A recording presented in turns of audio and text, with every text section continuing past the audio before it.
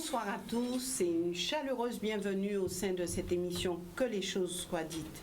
Si je vous dis ce soir, le voyageur, si je vous dis l'histoire Barbsal, si je vous dis encore, et cette femme dont j'oublie le nom, que je vous dirai tout à l'heure, cela nous ramène bien sûr Gasoline. Voilà, j'ai retrouvé Gasoline. Donc, cela ne vous dira peut-être pas grand-chose si vous avez 30 ans, peut-être si vous avez 40 ans, puisque cela nous ramène à vraiment quelques années en arrière, on va dire une quarantaine, une cinquantaine d'années en arrière. Ces personnes que je viens de citer ont fait partie d'un pan du passé de la Guadeloupe. L'histoire de la rue, qui la connaît? Aujourd'hui, nous parlerons de tous ces désœuvrés. Alors pour certains, des clochards, pour certains, des sans domicile fixe, pour certains, des mendiants. Alors on peut appeler, ou des SDF. Alors il y a beaucoup de termes pour, je vais dire, qualifier ceux qui sont dans la rue, mais qui les connaît. Aujourd'hui, il y en a beaucoup qui sillonnent les rues de notre territoire, les rues de la Guadeloupe. Alors, sommes-nous animés de la peur, de la honte, ou les a-t-on carrément oubliés? Sont-ils devenus invisibles? Ce soir, je les ai appelés les sans noms de la peur, de la honte ou de l'oubli. Plusieurs invités sur ce plateau pour nous en parler et je vous les présenterai d'ici quelques instants. Mais avant, j'ai voulu donner la parole à Daryl, un jeune qui a vécu une situation assez compliquée, une situation qui lui a permis d'analyser, qui lui a permis de réfléchir et qui lui a permis, bien sûr, d'être certainement dans un regard nouveau, un regard sur ceux qui sont dans la rue. Daryl, bonsoir et merci d'être ici pour nous raconter cette histoire que tu as vécue il n'y a pas si longtemps que ça. Alors, il y a un mois de ça. Il y a un mois de ça. Est-ce que tu pourrais nous parler de ce qui t'est arrivé et du constat que tu as pu faire d'une situation qui existe, je dirais, depuis très longtemps? Oui, alors pour situer le contexte, il y a 2 mois de cela, notre maison s'était fait cambrioler par un individu dont on ne savait pas qui c'était. Et c'était suite à une vidéo une caméra de surveillance que nous avons mis en place, qu'un mois d'après, le même individu est rentré par chez nous et a de nouveau cambriolé la maison. Ce monsieur, apparemment, s'était fait tout le voisinage et comme il y a la maison de mes grands-parents juste à côté, il est passé dans la maison pour pouvoir essayer de trouver quelque chose, des bijoux, ou en fait de l'argent ou de la nourriture pour pouvoir, si vous voulez, se nourrir. Et justement, je suis rentré en confrontation avec cet individu. Et c'était un jeune de 19 ans qui, à la base, était un ancien prisonnier dans la prison de Basse-Terre et qui a été libéré par rapport à la crise Covid. Le souci, c'est que, bon, au début, moi, je me dis, sans me réfléchir, bon, le gars, il vient me cambrioler. La maison de mes grands-parents, je ne vais pas le laisser faire. On a une confrontation entre lui et moi. Et avec du recul, une fois qu'il a été interpellé par la police et tout, j'ai appris exactement cette situation. C'est un jeune de 19 ans qui a été incarcéré. Il a été libéré, mais il vit à la rue. Il dormait dans le cimetière de Basse-Terre pour pouvoir être tranquille la nuit. Et il n'avait aucun moyen de pouvoir se nourrir, puisqu'il y avait une structure qui existait apparemment au sein de la commune, qui a fermé, qui était censée les aider pour pouvoir subvenir à leurs besoins. Sauf que maintenant qu'il n'est plus là, ils sont œuvrés par eux-mêmes.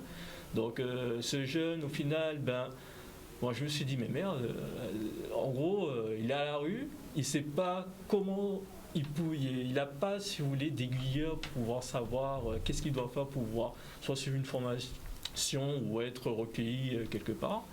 Lui-même, il l'a expliqué une fois qu'on était passé près du tribunal qu'à un moment, c'est la survie qui prend le dessus et malheureusement, il expliquait qu'il cambriolait les gens non pas pour leur dépouiller de leurs biens, mais c'était surtout pour soit se nourrir ou prendre de l'argent liquide pour pouvoir juste se payer un repas, pour pouvoir manger décemment. Donc voilà la situation, je me dis, mais quand même, c'est bien beau de vouloir... bon là c'est emprisonné, je ne parle pas au nom de... Enfin pour les autres cas que vous allez parler, des gens qui sont à la rue pour autre chose. Mais là pour ce cas-là, c'était un jeune qui a commis un délit peut-être et tout. Il a été libéré, c'est bien.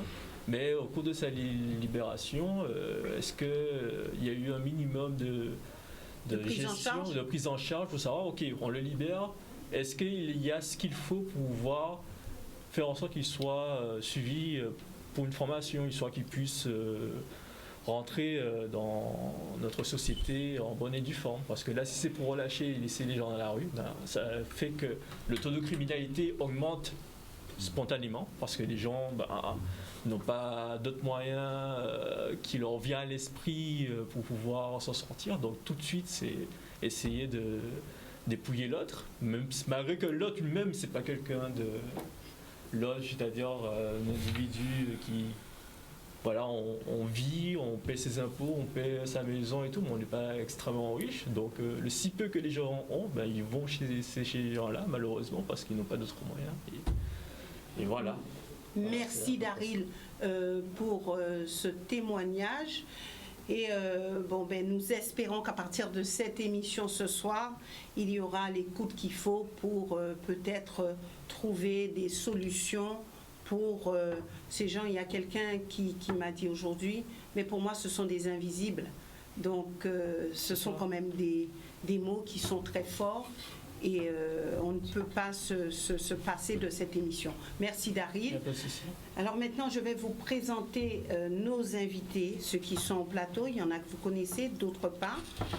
Tout d'abord, honneur aux dames.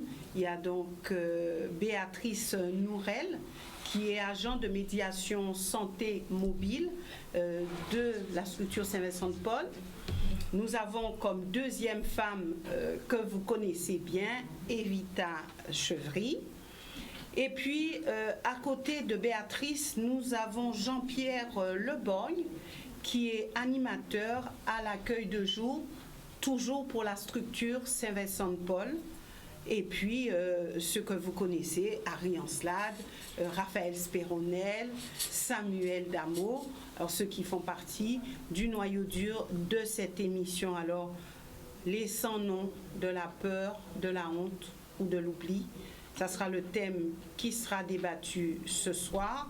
Alors, je ferai rapidement un petit tour de plateau. Je débuterai avec Béatrice. Béatrice, quand on vous dit un sans-nom, qu'est-ce que ça suscite chez vous? Si on vous dit, voilà, un sujet, les sans-noms. Pour vous, un sans-nom, c'est quoi? C'est qui? Bonsoir. Un sans-nom, ça va me choquer. Ça va me... Enfin, en tout cas, je ne serais pas à l'aise, puisque, bon, en général, je sais quand les gens parlent des usagers de chez nous ou de ceux de la rue, c'est toujours des mots qui ne sont pas qualifiables du tout.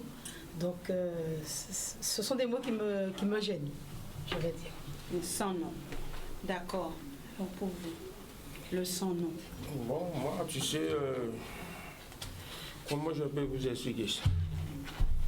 Les sans-noms, c'est dans notre tête que nous donnons ça. Comment on met notre visière, donc alors on peut donner un nom. Vous voyez? Tant qu'on ne va pas retirer le visière pour préparer l'autre, on va toujours trouver un nom à donner. On va toujours chercher un nom à prier l'autre. On va toujours envie de dire un autre.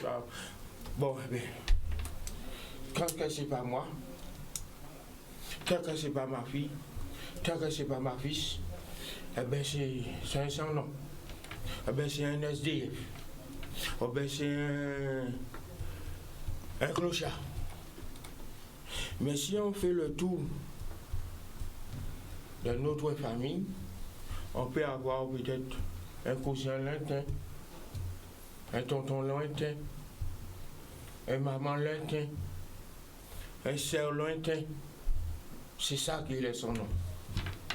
Les sans nom. Les sans noms. Alors on va faire un tour de plateau avec Harry. Harry, pour vous, un sans nom. Qu'est-ce que c'est quand on vous dit un sans nom? C'est vrai que j'ai pas. Honnêtement, je me suis pas. Ça m'a laissé assez bizarre parce que effectivement, j'étais interpellé sur ça en me disant c'est quoi que pour moi un sans nom, qu'est-ce que ça. J'ai pas eu le réflexe parce que j'ai pas pensé du tout aux gens de la rue. Parce que pour moi, tout le monde a un nom. Et qu'importe sa situation économique, tout le monde a un nom, il a une identité. Donc j'ai pas réagi sur cette base-là. C'est vrai que, bon, il y a des interprétations. Enfin, on a associé, on dit un sans nom parce que, bon, j'ai bien compris. Mais sous le moment, c'est vrai que ça m'a laissé un sans nom. Pour moi, tout le monde.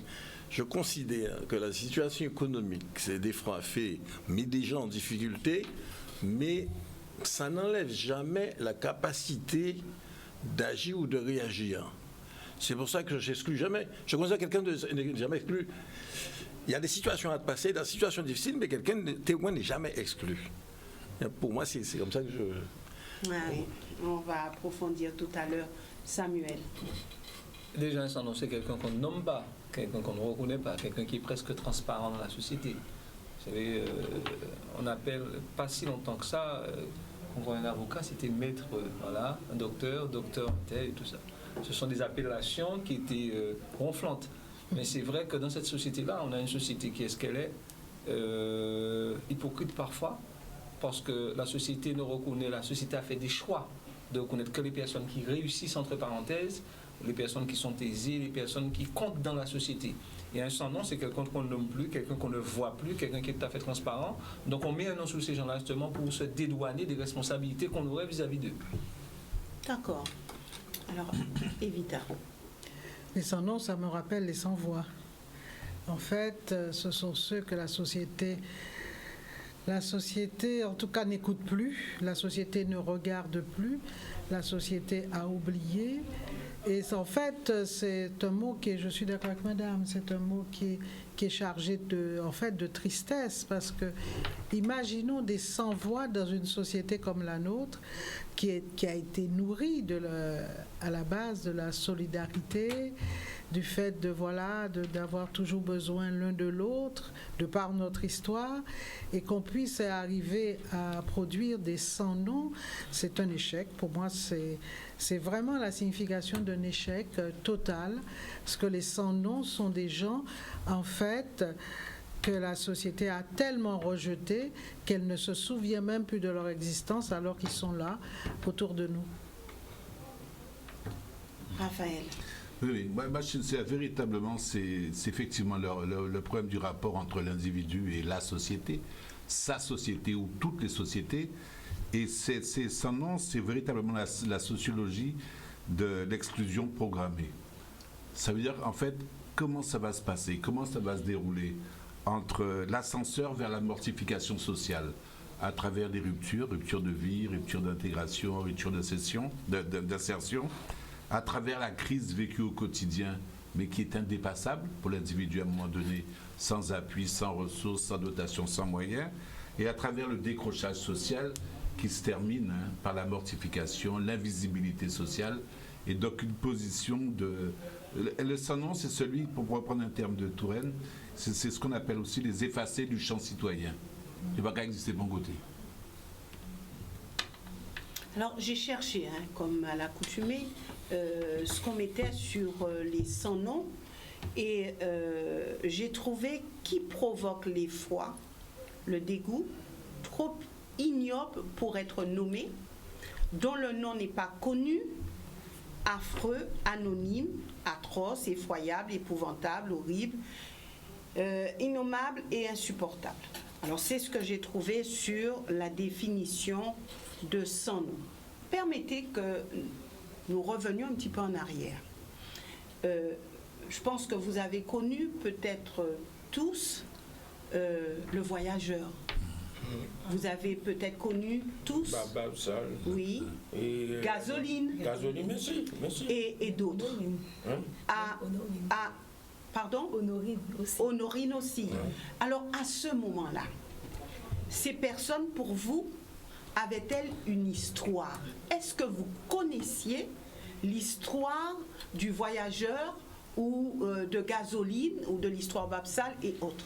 Est-ce que ça vous a marqué, leur histoire? Alors, Peu importe, vous pouvez y aller. Donc, c'était des gens qui déambulaient à Pointe-à-Pitre, donc forcément, on les connaissait. La différence entre ces personnes-là qui étaient complètement désocialisées avant, c'est qu'elles gardaient quand même une personnalité. Histoire Babsal, c'était un mec un homme qui ne se laissait pas faire. Même dans la rue, il racontait son histoire, c'était un vrai personnage. Désociabilisé, qui n'habitait nulle part, certes, mais qui avait en tous les cas la répartie facile. Et Gasoline, je connais son histoire, c'était une femme qui était tout à fait c'était même l'ancienne copine d'un de mes copains. Ah oui, absolument. Donc c'est une femme qui était jolie, qui était bien, et puis qui à un moment dans la vie, il y a des gens, je connais aussi, qui, lorsqu'elle a perdu son mari, elle est encore dans la rue aujourd'hui, elle ne s'est jamais remise de la mort de son copain de l'époque.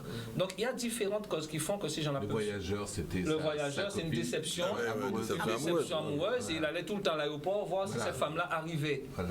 Mais c'est quelqu'un qui s'exprime énormément. La différence entre ces personnes-là et celles d'aujourd'hui, c'est que celles d'aujourd'hui, elles deviennent alimentaire, elle ne parle même plus. Elle ne parle plus, elle ne s'exprime pas. Et ce sont des personnes qui demandent qu'à manger, qui fouillent dans les poubelles. C'est une autre forme encore de désocialisation, j'ai envie de dire, qui va de pair avec la société. Parce qu'il y a quelque chose qui manque à cette société-là, des piliers qui sont importants, que sont la solidarité et l'égalité. Et si ces piliers existaient, puisque vous aviez deux formes de solidarité, la solidarité qui consiste à venir en aide lorsqu'on est déjà en difficulté, pour moi celle-là elle est presque inefficace. C'est presque du voyeurisme social quelque part. Mais avant que la personne n'échoue et qu'elle soit complètement dans la rue, c'est à ce moment-là qu'il faut intervenir. Et c'est là que la société, je pense, on a failli, parce qu'on a failli tous. Il ne faut pas comprendre que ce sont les politiques publiques qui ne sont pas au rendez-vous, qui ne sont pas suffisamment ambitieuses. Et c'est aussi toute la société dans son ensemble qui ne regarde pas les autres avec les mêmes... on ne regarde pas tout le monde avec les mêmes yeux. On a des facteurs, on a des critères de réussite qui font qu'on donne de l'importance à quelqu'un ou pas. Et à partir du moment où cette personne-là, on ne la voit même pas parce qu'elle est pourtant déjà dans notre tête, hors de notre champ visuel. Raphaël l'a dit, je suis tout à fait d'accord avec cette analyse-là. Alors, on va poursuivre le tour de plateau. Qu'est-ce qui fait que ces personnes, on les connaissait quand on disait le voyageur, tout de suite, on identifiait l'individu. Qu'est-ce qui a changé? Pour prolonger ce que disait Samuel, il y avait c'était déjà des formes d'exclusion. Hein, mais ces personnes-là s'étaient réappropriées, étaient réinscrites dans un champ social, dans un champ culturel différent, qui était peut-être celui de la dérision, qui était peut-être celui de l'interpellation, mais qui restait quand même dans un tissu qui restait à peu près cohérent.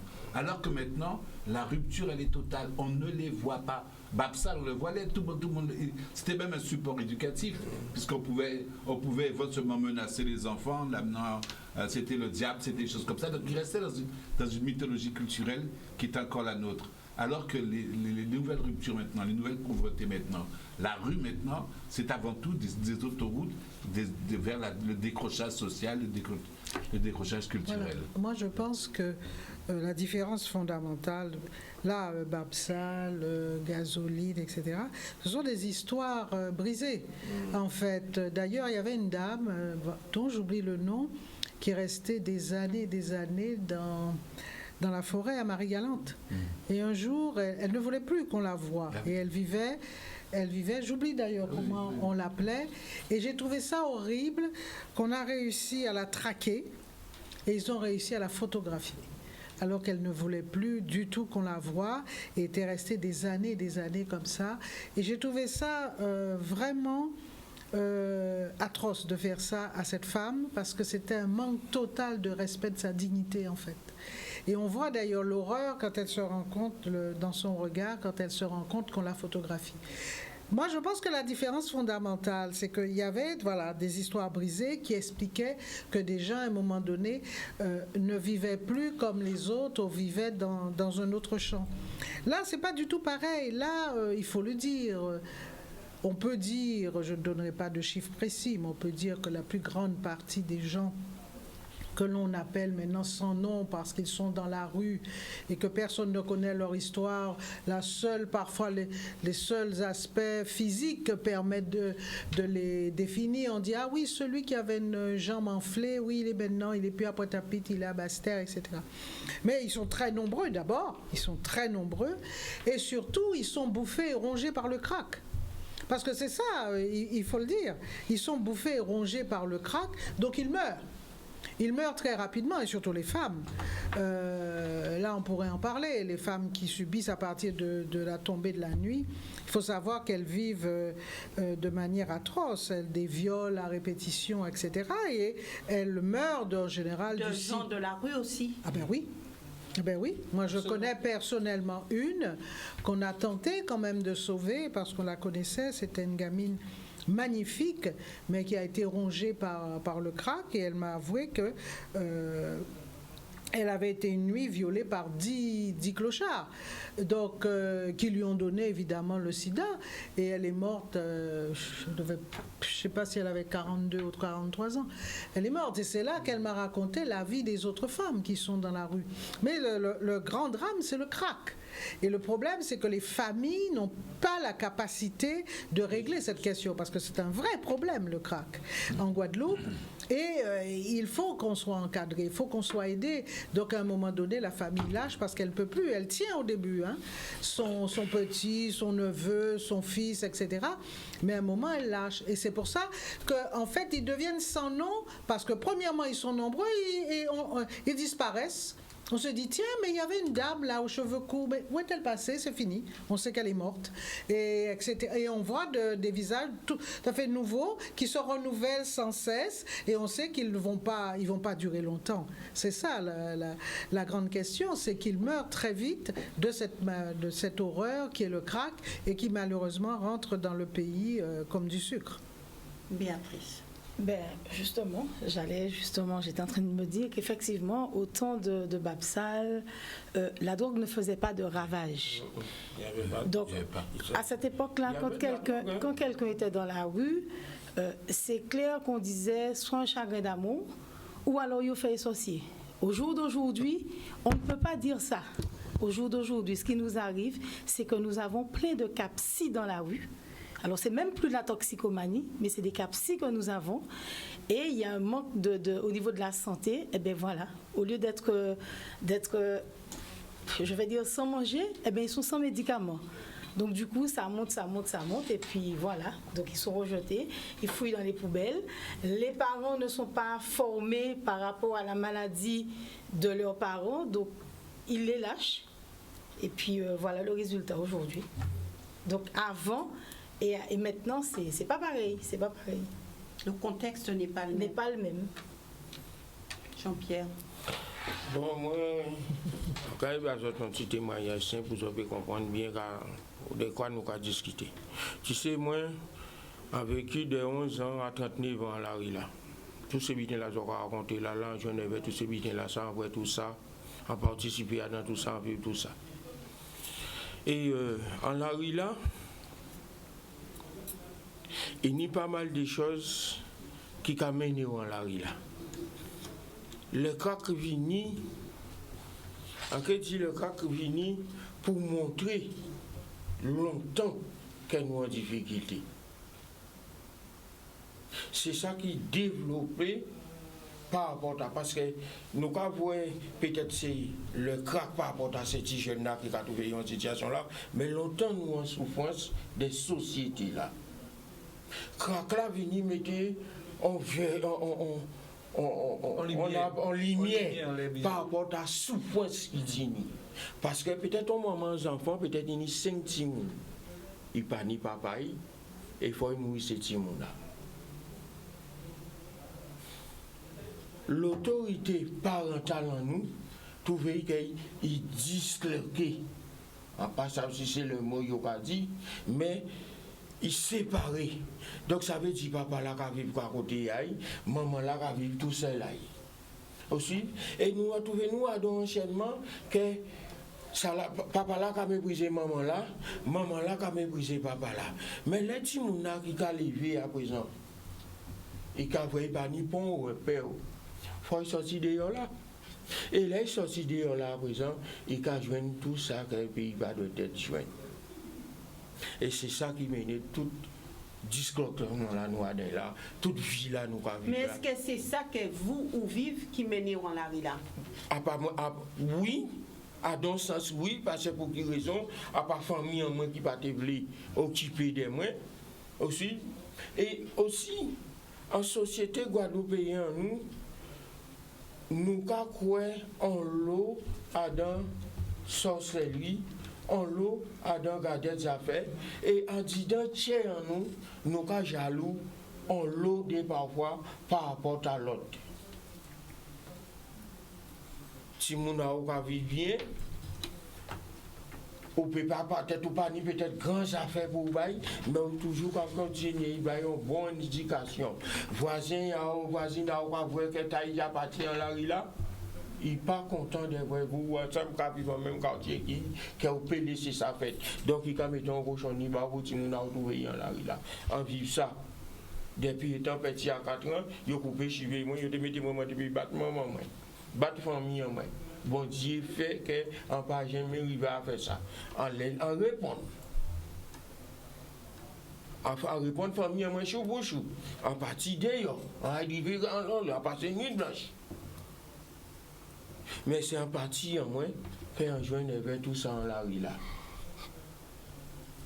Ils ont prié pour moi beaucoup. Ils ont été longtemps qu'à prier pour moi. Et c'est ça qui permet qu'aujourd'hui, je suis là. Ou sortir en la rue. En sortir en la rue là. Et en son point vivant sur le décence. Que si vraiment ou envie de sortir en la rue là, ou peut sortir. Et en deuxième point là, si vous croyez qu'il y a un bon Dieu qui a existé, que vous pouvez sortir. Parce que c'est bon Dieu en crié qui tire moi là. Et qui mettait mon alentour en moi pour accompagner moi pour moi. Qui j'ajoute maille. Pour dire bien, on pas même comprendre en dérivé à 50 ans. On est 50 ans en la tête en moi. 9 ans. Et au maillé? Oui, si. Et au Nitimoun? Oui. Oui, en grand-père. 2 fois. Même 3 fois d'après sa maman l'a dit moi. Pourquoi c'est 614 là? Alors donc ça veut dire que en société on a longtemps qu'il a été parti à la dérive. D'accord. La bonne à gasoline, la bonne à tous ces gens ça, c'était un représentant que la société là déjà disclopie. C'est un représentant.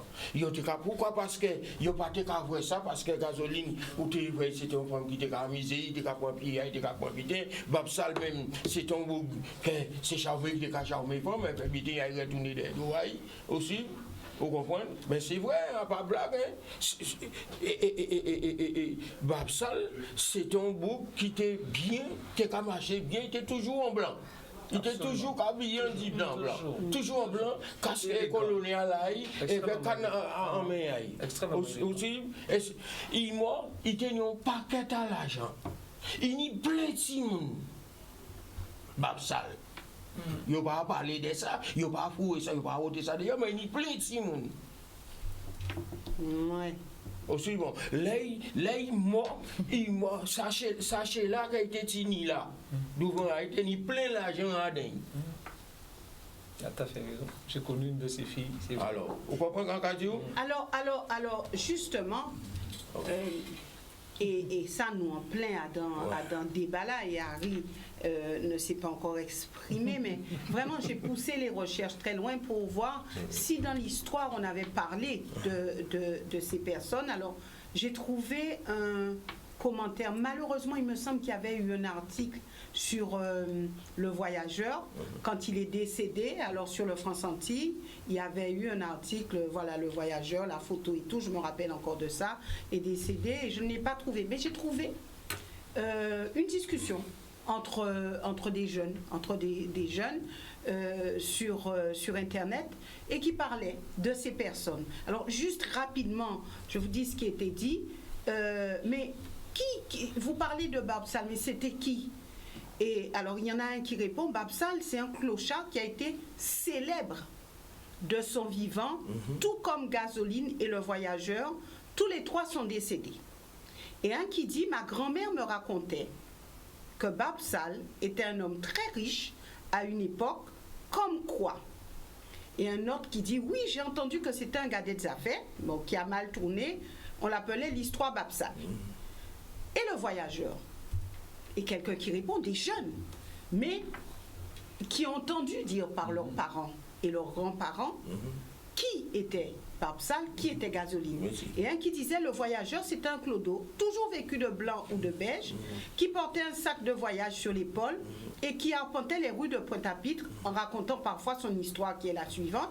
Si mes souvenirs sont exacts, une femme qu'il chérissait l'a laissé tomber à l'aéroport du Rézé et elle a voyagé sans lui et s'en est suivi un gros limbé qui lui a fait perdre la raison. Donc on se rend compte, tout cela pour dire qu'on se rend compte que ce n'était pas des sans-noms. C'était des gens qui avaient une histoire. Et là, je lance le débat pour que vous puissiez discuter de cela. Alors aujourd'hui, qui peut raconter l'histoire de ces personnes que nous croisons, je dirais presque au quotidien, l'histoire de ces personnes qui sont dans la rue? Qui peut raconter? Et que s'est-il passé au fil des années? Avant d'arriver aujourd'hui, il faut bien comprendre que Babsal, Gasoline, on pourrait dire aussi d'une certaine mesure, vous n'allez peut-être pas être d'accord, Vélo.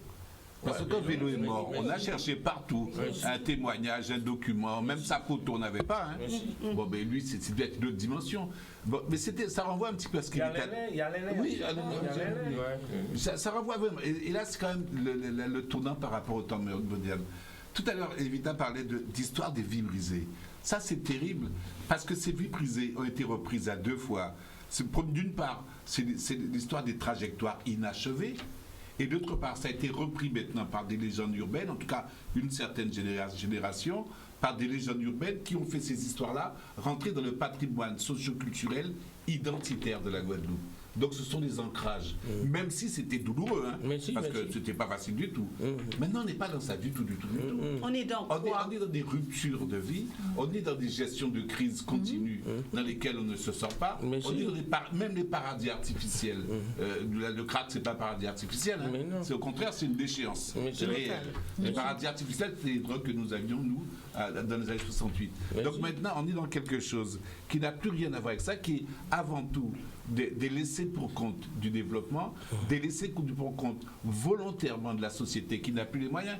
Quand Béatrice dit que c'est des malades, enfin, des personnalités psy qu'on trouvait avoir quelque part en psychiatrie, maintenant, du moment qu'il n'y a pas de dangerosité, on ne va plus en psychiatrie, il n'y a plus de suivi, il n'y a plus d'encadrement. Donc les personnes sont dans la rue. Elles sont dans la rue. Elles sont dans la rue, littéralement. Harry. Vous savez, là on commence à approcher le débat d'une forme qui me convient personnellement. Parce que finalement, c'est vrai que pour moi il y a une grande différence entre, que j'ai connu à l'époque, un gamin, Babsal, tout ça, évidemment le voyageur, tous ces gens-là, bon, j'ai connu. Mais j'ai aussi connu quelqu'un qui était mon voisin, qui était sourd, muet, aveugle. Et j'ai même bricolé un peu avec lui, comme j'étais gamin, parce que cet individu faisait des tabouets, faisait des bancs, et tout en étant sourd, muet, aveugle, il échangeait ça avec les gens contre nourriture. Mais il ne demandait rien, et il ne commandait rien. Il faisait de l'échange. Mais ce type-là, je le voyais marcher. Il était vraiment aveugle parce que pour marcher. Mais le gars était capable, parce qu'à l'époque, on avait de l'eau dans les fontaines, etc. Le gars était capable d'aller chercher l'eau à la fontaine pour les gens. Ce que je trouvais extraordinaire. Il partait, il allait chercher l'eau à la fontaine, il ramenait un seau d'eau. Sans perdre l'eau en chemin, il ramenait un seau d'eau. Il échangeait les tabous, il échangeait les bons. Et de mémoire, j'ai toujours vu ce gars-là actif, fonctionner en étant sourd, muet, aveugle. Alors, c'est pour ça qu'au début, je dis, moi, j'ai retenu une chose, qu'en définitive, à mon époque, à cette époque-là, pour moi, d'ailleurs, le gars, il n'était pas exclu, il était dans une société et il avait son rôle dedans. Il était moins bien nanti au départ par la nature parce qu'il a eu des problèmes, mais ce gars était dans la société, il n'était pas exclu, il fonctionnait, il apportait son plus, et vraiment il apportait son plus parce qu'on est resté longtemps avec l'état bourré de ce gars-là, etc., ce qu'il fabriquait. Par contre, et d'ailleurs, dans la continuité des Babsal, etc., nous avons des affaires, des problèmes individuels. Des problèmes de cœur, des problèmes de limbé, des problèmes de situations exceptionnelles, mais individuelles, à l'époque. Bon. Maintenant, la question que je me pose, nous avons des victimes de la société, De la famille. et c'est là où, pour moi, il y a une différence fondamentale. Avant, la société fonctionnait, enfin, ces gens avaient leur place et chacun trouvait sa place malgré ses déficits, je dirais ces déficits biologiques ou autres, etc. Physiques ou histoire, personnelle, éducative, etc. Aujourd'hui, il y a la société même crée cette rupture et il y a une exclusion de gens. Et d'ailleurs, on a aujourd'hui dans la société des gens qui, on les voit dans un rôle très, je dirais très haut dans la société, et ça se voit de plus en plus que c'est. On parle de la Guadeloupe, mais il faut déjà regarder ce qui se passe dans des pays qui sont censés être assez riches. Il y a des gens qui, à un moment, sont très à l'aise, très bien, de très bon niveau, etc. L'accident arrive, et il n'y a pas de... Quand je dis l'accident, c'est on perd le boulot, etc. Et ça se décline très vite. Parce que la société ne donne pas d'éléments de s'accrocher. Il n'y a pas une corde pour se raccrocher. Et ça se décline très vite. Très, très vite. Et ce que, par contre, qui m'inquiète, c'est que ça va de plus en plus en s'amplifiant. Et la société, je ne la vois pas prendre la direction pour commencer à compenser, à éviter cette situation. Donc, et ça c'est inquiétant, parce qu'on va se retrouver avec pas quelques individus dans la rue, il y en aura beaucoup, si ça continue comme ça. Je voudrais dire une chose. Déjà, Evelyne, je salue vraiment le fait d'avoir invité ce monsieur sur le plateau parce qu'il est quand même un exemple vivant. On ne peut pas faire une émission sans celle-là, sans avoir quelqu'un qui a vécu la chose. Il y a aussi, j'oublie le nom d'un écrivain martiniquais, qui a vraiment, lui c'était vraiment un bad boy, il a connu la rue et il a aussi remonté la pente. Ah, c'est un pasteur, vainqueur, c'est un pasteur. Voilà, pasteur il est devenu pasteur. Il a connu la drogue. Voilà, il a connu la drogue, il a tout connu. Oui, et j'ai envie de dire, il a régimbé, quoi. Et ça, monsieur, c'est vraiment, je salue son expérience puisque je le regarde aujourd'hui et c'est la preuve qu'on peut récupérer et que des gens peuvent se battre. Mais tout le monde n'a pas les ressorts. Alors, en disant ça, ça ne suffit pas parce que lorsqu'on regarde un peu les budgets de la France, les deux budgets qui ont subi des coupes franches, ce sont tout ce qui est social, solidarité et puis la culture. Et la santé. Et voilà, et la santé mentale. Donc, c'est très important dans une société. Je dis qu'une société, à l'IDH, il y a le PIB, on mesure les pays, mais une société qui connaît des gens dans la rue, c'est une société pour moi qui a échoué. Parce qu'on a tous un rôle important. Et c'est pour ça que j'attire l'attention sur les autorités, nos autorités, en leur disant, écoutez, on est en train de vivre une pandémie qui va faire, il y aura énormément de casse sociale. Puisque quand j'entends les gens à la préfecture me dire on ne pourra pas sauver toutes les entreprises, je leur dis écoutez-moi, derrière les entreprises, il y a des hommes, il y a des femmes. Et ce sont ces personnes-là, parce qu'aujourd'hui on parle de fracture numérique. On parle de fracture numérique. Lorsqu'il y a la fracture numérique, vous n'existez déjà pas. A fortiori, lorsque vous ne pouvez pas vous nourrir, lorsque vous ne pouvez pas... Avant, il y avait les fontaines dans les communes. Aujourd'hui, quelqu'un de la rue ne peut plus se baigner. C'est-à-dire, il n'a même pas droit à la dignité. Et on leur reconnaît bizarrement un seul droit parce qu'on dit que ce sont des SDF. Moi, ce terme-là ne veut rien dire pour moi, puisqu'un SDF, c'est un sans domicile fixe. Pour moi, son domicile fixe, c'est la rue. Ce sont les trottoirs.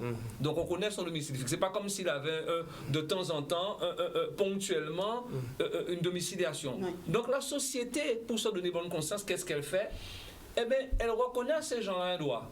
Mais bizarrement, ces gens-là qui n'ont aucun droit, qui n'ont pas de papier, qui n'ont rien, seulement on leur reconnaît le droit de dire vous ne pouvez pas m'emmener de force pour être lavé, pour manger. Qui c'est qui contrôle ces choses-là, puisqu'on aurait pu faire comme des personnes qui psychiquement ne sont pas bien et le reconnaître, il y a un rôle de curatelle pour certaines personnes.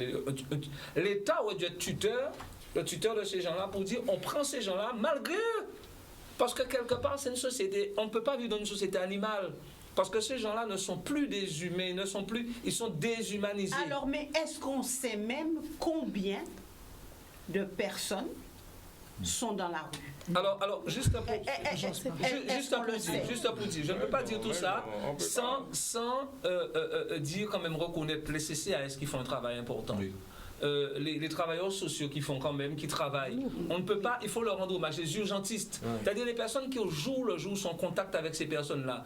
Mais comme la politique publique quelque part n'est pas assez ambitieuse sur ce plan-là, parce qu'on vit dans une société où tout, on reconnaît, je vous ai dit, l'économie d'une société doit être ouverte, tout doit être ouvert, mais on ne reconnaît pas à ces personnes-là le droit d'exister, parce que c'est ne pas reconnaître le droit d'exister de quelqu'un que de le laisser dans la rue. Mais déjà de ne pas savoir combien de personnes se trouvent dans la rue aujourd'hui, n'est-ce pas déjà une carence? Alors, pour revenir quand même, je voulais juste souligner quelque chose. Il y a quelque chose qu'on a, je vais dire, banni chez nous, c'est l'écoute. On ne s'écoute plus. On a perdu avant, nos grands-parents savaient écouter l'autre, et puis s'il y avait à aider, on aidait. Maintenant, c'est plus ça. Aujourd'hui, je prends l'exemple de chez nous, on a des gens qui viennent à la période de Noël donner leurs dons. Mais ça ne suffit pas. Quand on vient, on nous ramène, nous, du lundi au dimanche, on est là avec eux, on essaie de les écouter. Mais des fois, ce n'est pas évident pour nous parce qu'ils sont nombreux. Et on ne nous donne pas assez de moyens parce que les portes se ferment là maintenant. Et cette période... Quelles portes qui se ferment? Les portes des politiques. Les solidarités traditionnelles. Alors, la solidarité guadeloupéenne, elle est là. Oui, tout à fait. Mais on va encore revenir sur les finances. Il n'y a plus de finances pour aider ces gens-là. Il n'y a plus de finances. Il n'y en avait pas déjà beaucoup.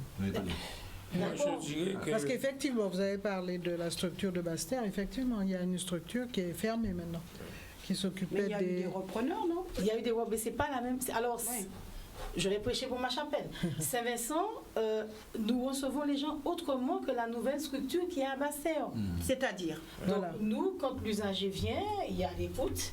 Donc, on ne l'oblige pas déjà à venir, comme disait Samuel tout à l'heure. Donc, on lui donne le temps de s'adapter.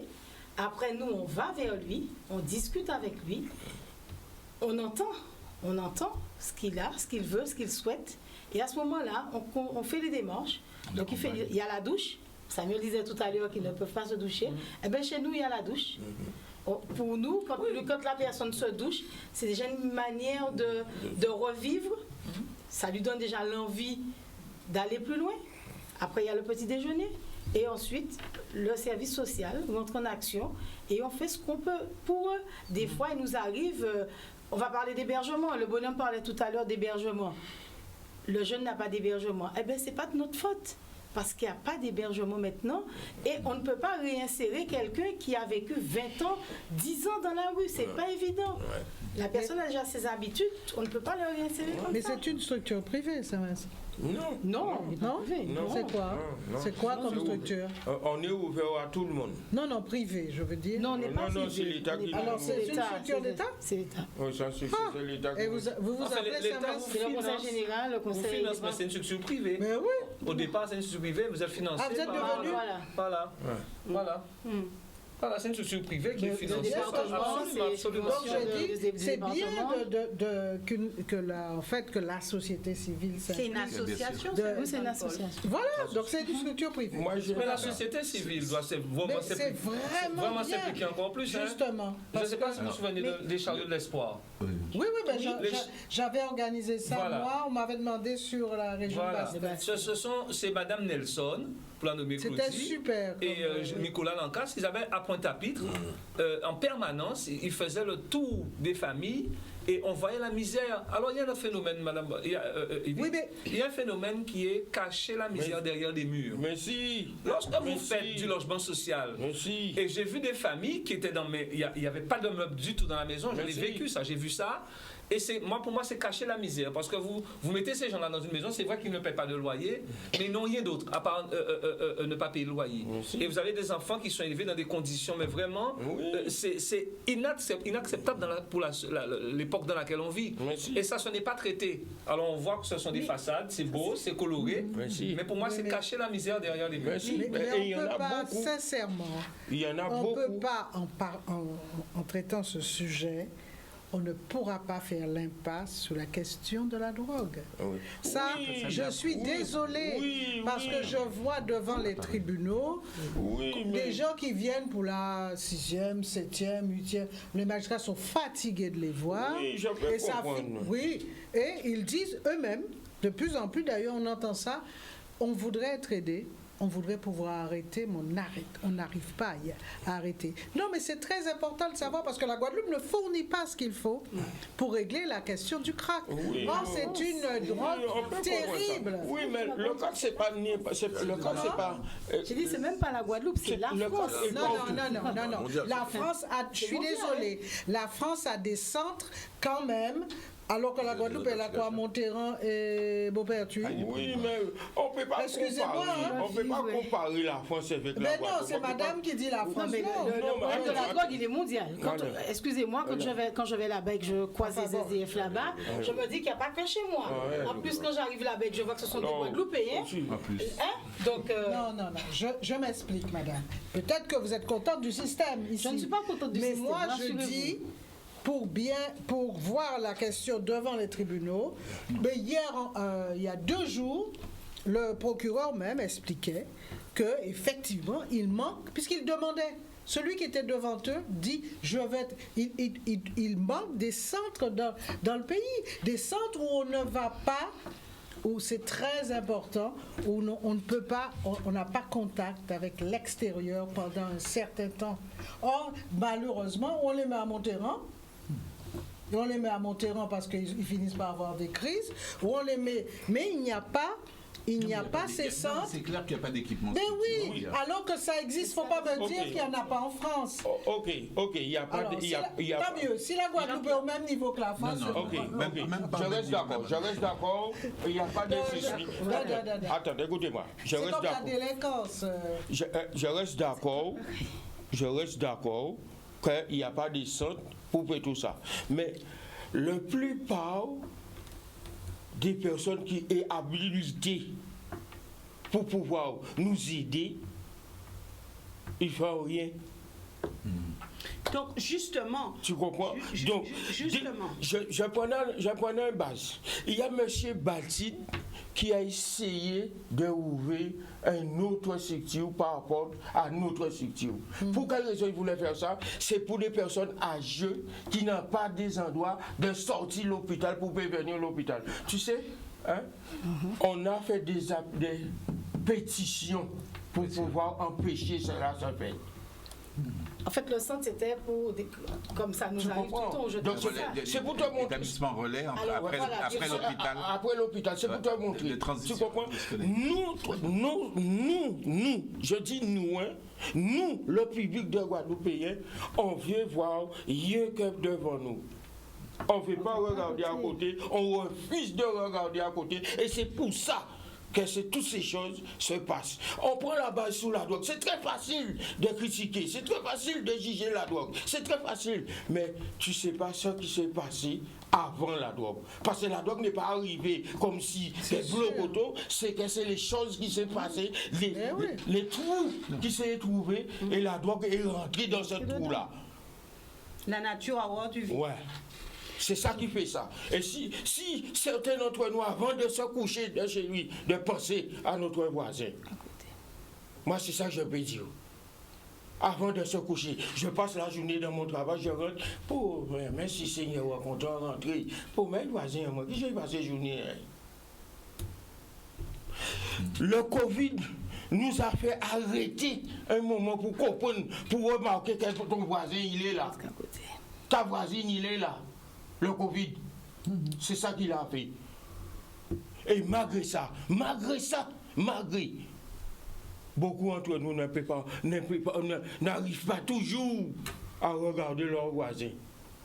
Qu'est-ce qu'on pense pour l'économie, pour que les choses soient repartent, pourquoi on fait la mer, pourquoi on est entré dans l'amusement. C'est ça mon plaide pour les carnavals. Pourquoi? Vous voyez? Alors, pensez à les autres. On nous essayer de penser au moment à voisin en nous.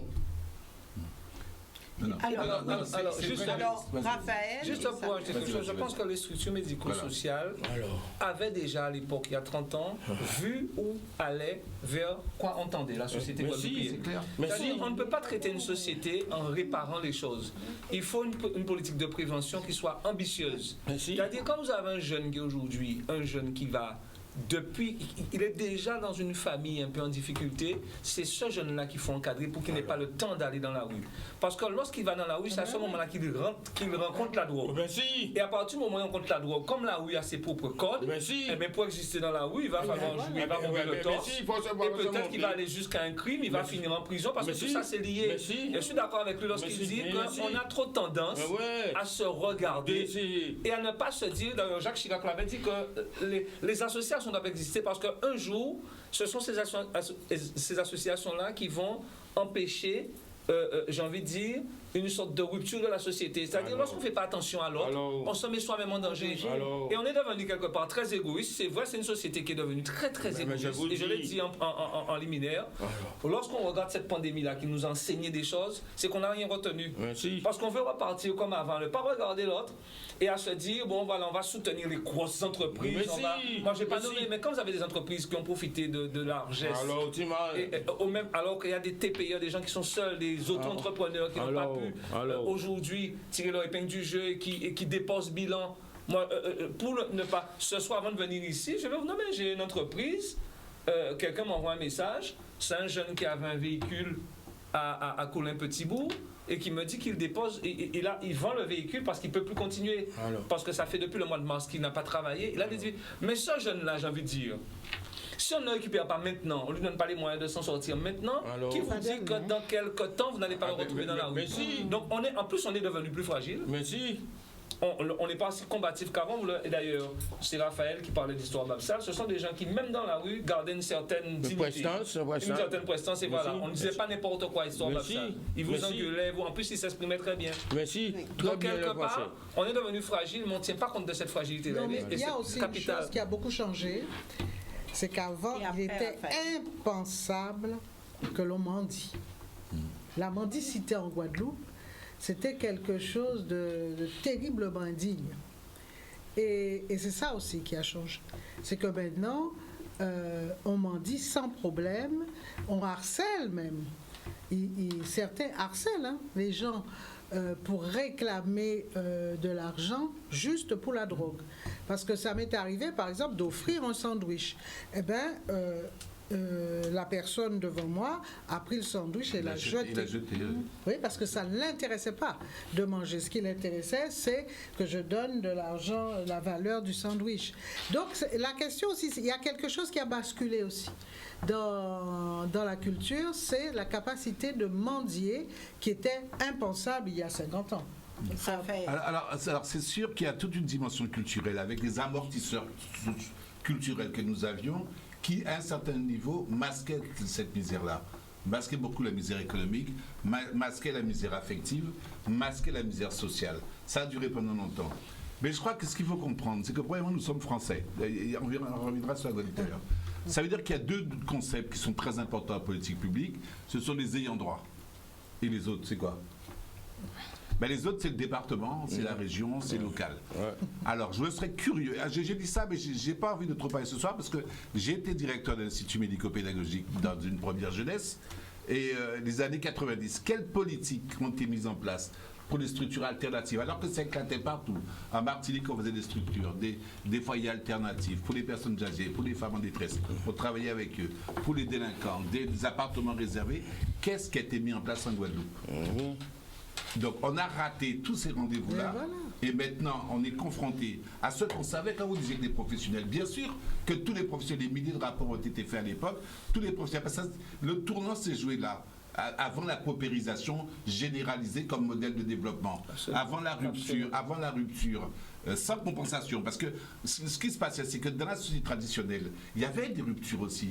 Il y avait des ruptures de vie. Il y avait effectivement des vies brisées. Il y avait des parcours inachevés. Mais il y avait des compensations d'une manière ou d'une autre, fournies par le territoire, qui servaient d'une certaine manière d'amortisseur socio-affectif, d'amortisseur social. Maintenant, il n'y a plus.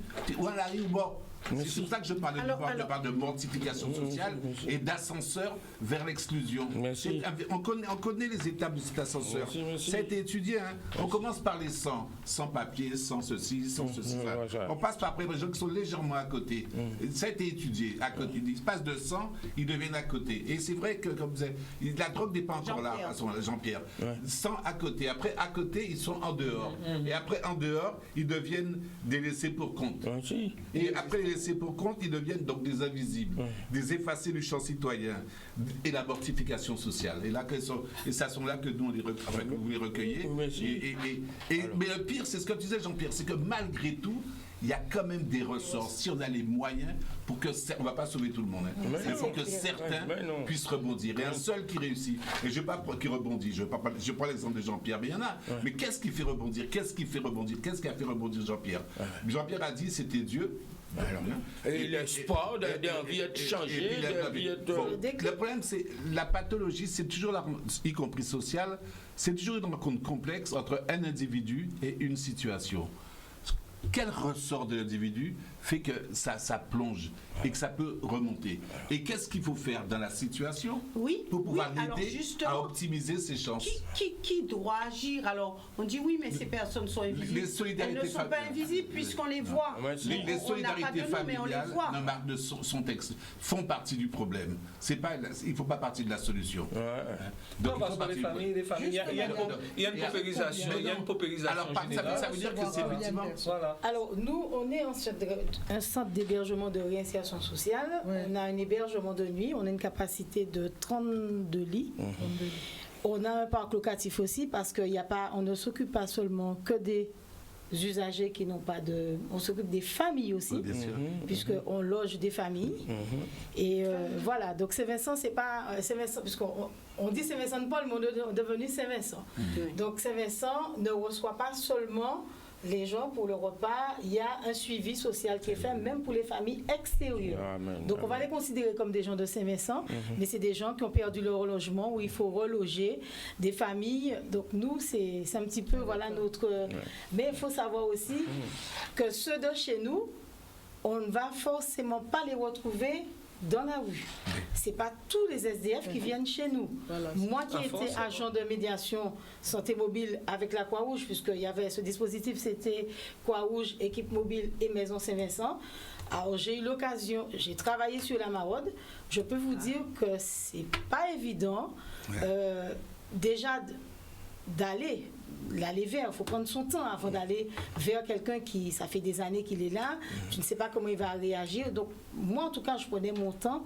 Sur la deuxième Maraude, et bien là j'essayais d'aller lui parler et il m'est arrivé de parler avec un qui me disait bon et bien c'est la mort qui attend, donc pour moi ne peut pas faire rien bon moi, donc moi qu'est-ce que je fais? Comme disait mon collègue, je ne vais jamais sans Dieu, je vais avec Dieu. Et je vous assure qu'on a eu une afflux de personnes quand on a commencé à faire les maraudes. Quand on a commencé, nous, les agents de médiation, on a commencé à les voir, à les inciter à venir, à les accueillir. Donc nous, même si on les voyait dans la rue, mais nos collègues de la boutique, puisqu'on appelait ça la boutique, l'accueil de jour, eux, ils étaient là pour les accueillir aussi, pour leur redonner confiance. C'est surtout ça, leur redonner confiance. Ne pas les imposer. Là, on ne peut pas imposer à quelqu'un de vouloir s'en sortir. Et quand il revient, qu'il a pris le goût de se redoucher, de faire ses démarches, parce qu'on ne fait pas pour eux, on fait avec eux. Donc quand il a repris le sens de la vie, à ce moment-là, on trouve... On les revoit d'une autre manière et je vous assure qu'il y en a qui sont chez eux maintenant. Il y en a qui ont pu réinsérer une maison. Je voudrais dire une chose par rapport à ce qu'elle dit, un peu. Excuse-moi, je suis non, mais tu as moins tapis. Voilà, parce qu'on le voit moins tapis. Aujourd'hui, il est bien bavard. Non, mais c'est un sujet qui est trop important. Tu disais quelque chose. Normalement, parce qu'on a beaucoup de gens qui réfléchissent, nous on aime réfléchir, mais agir ou parfois réagir, même parfois on n'a même pas ça.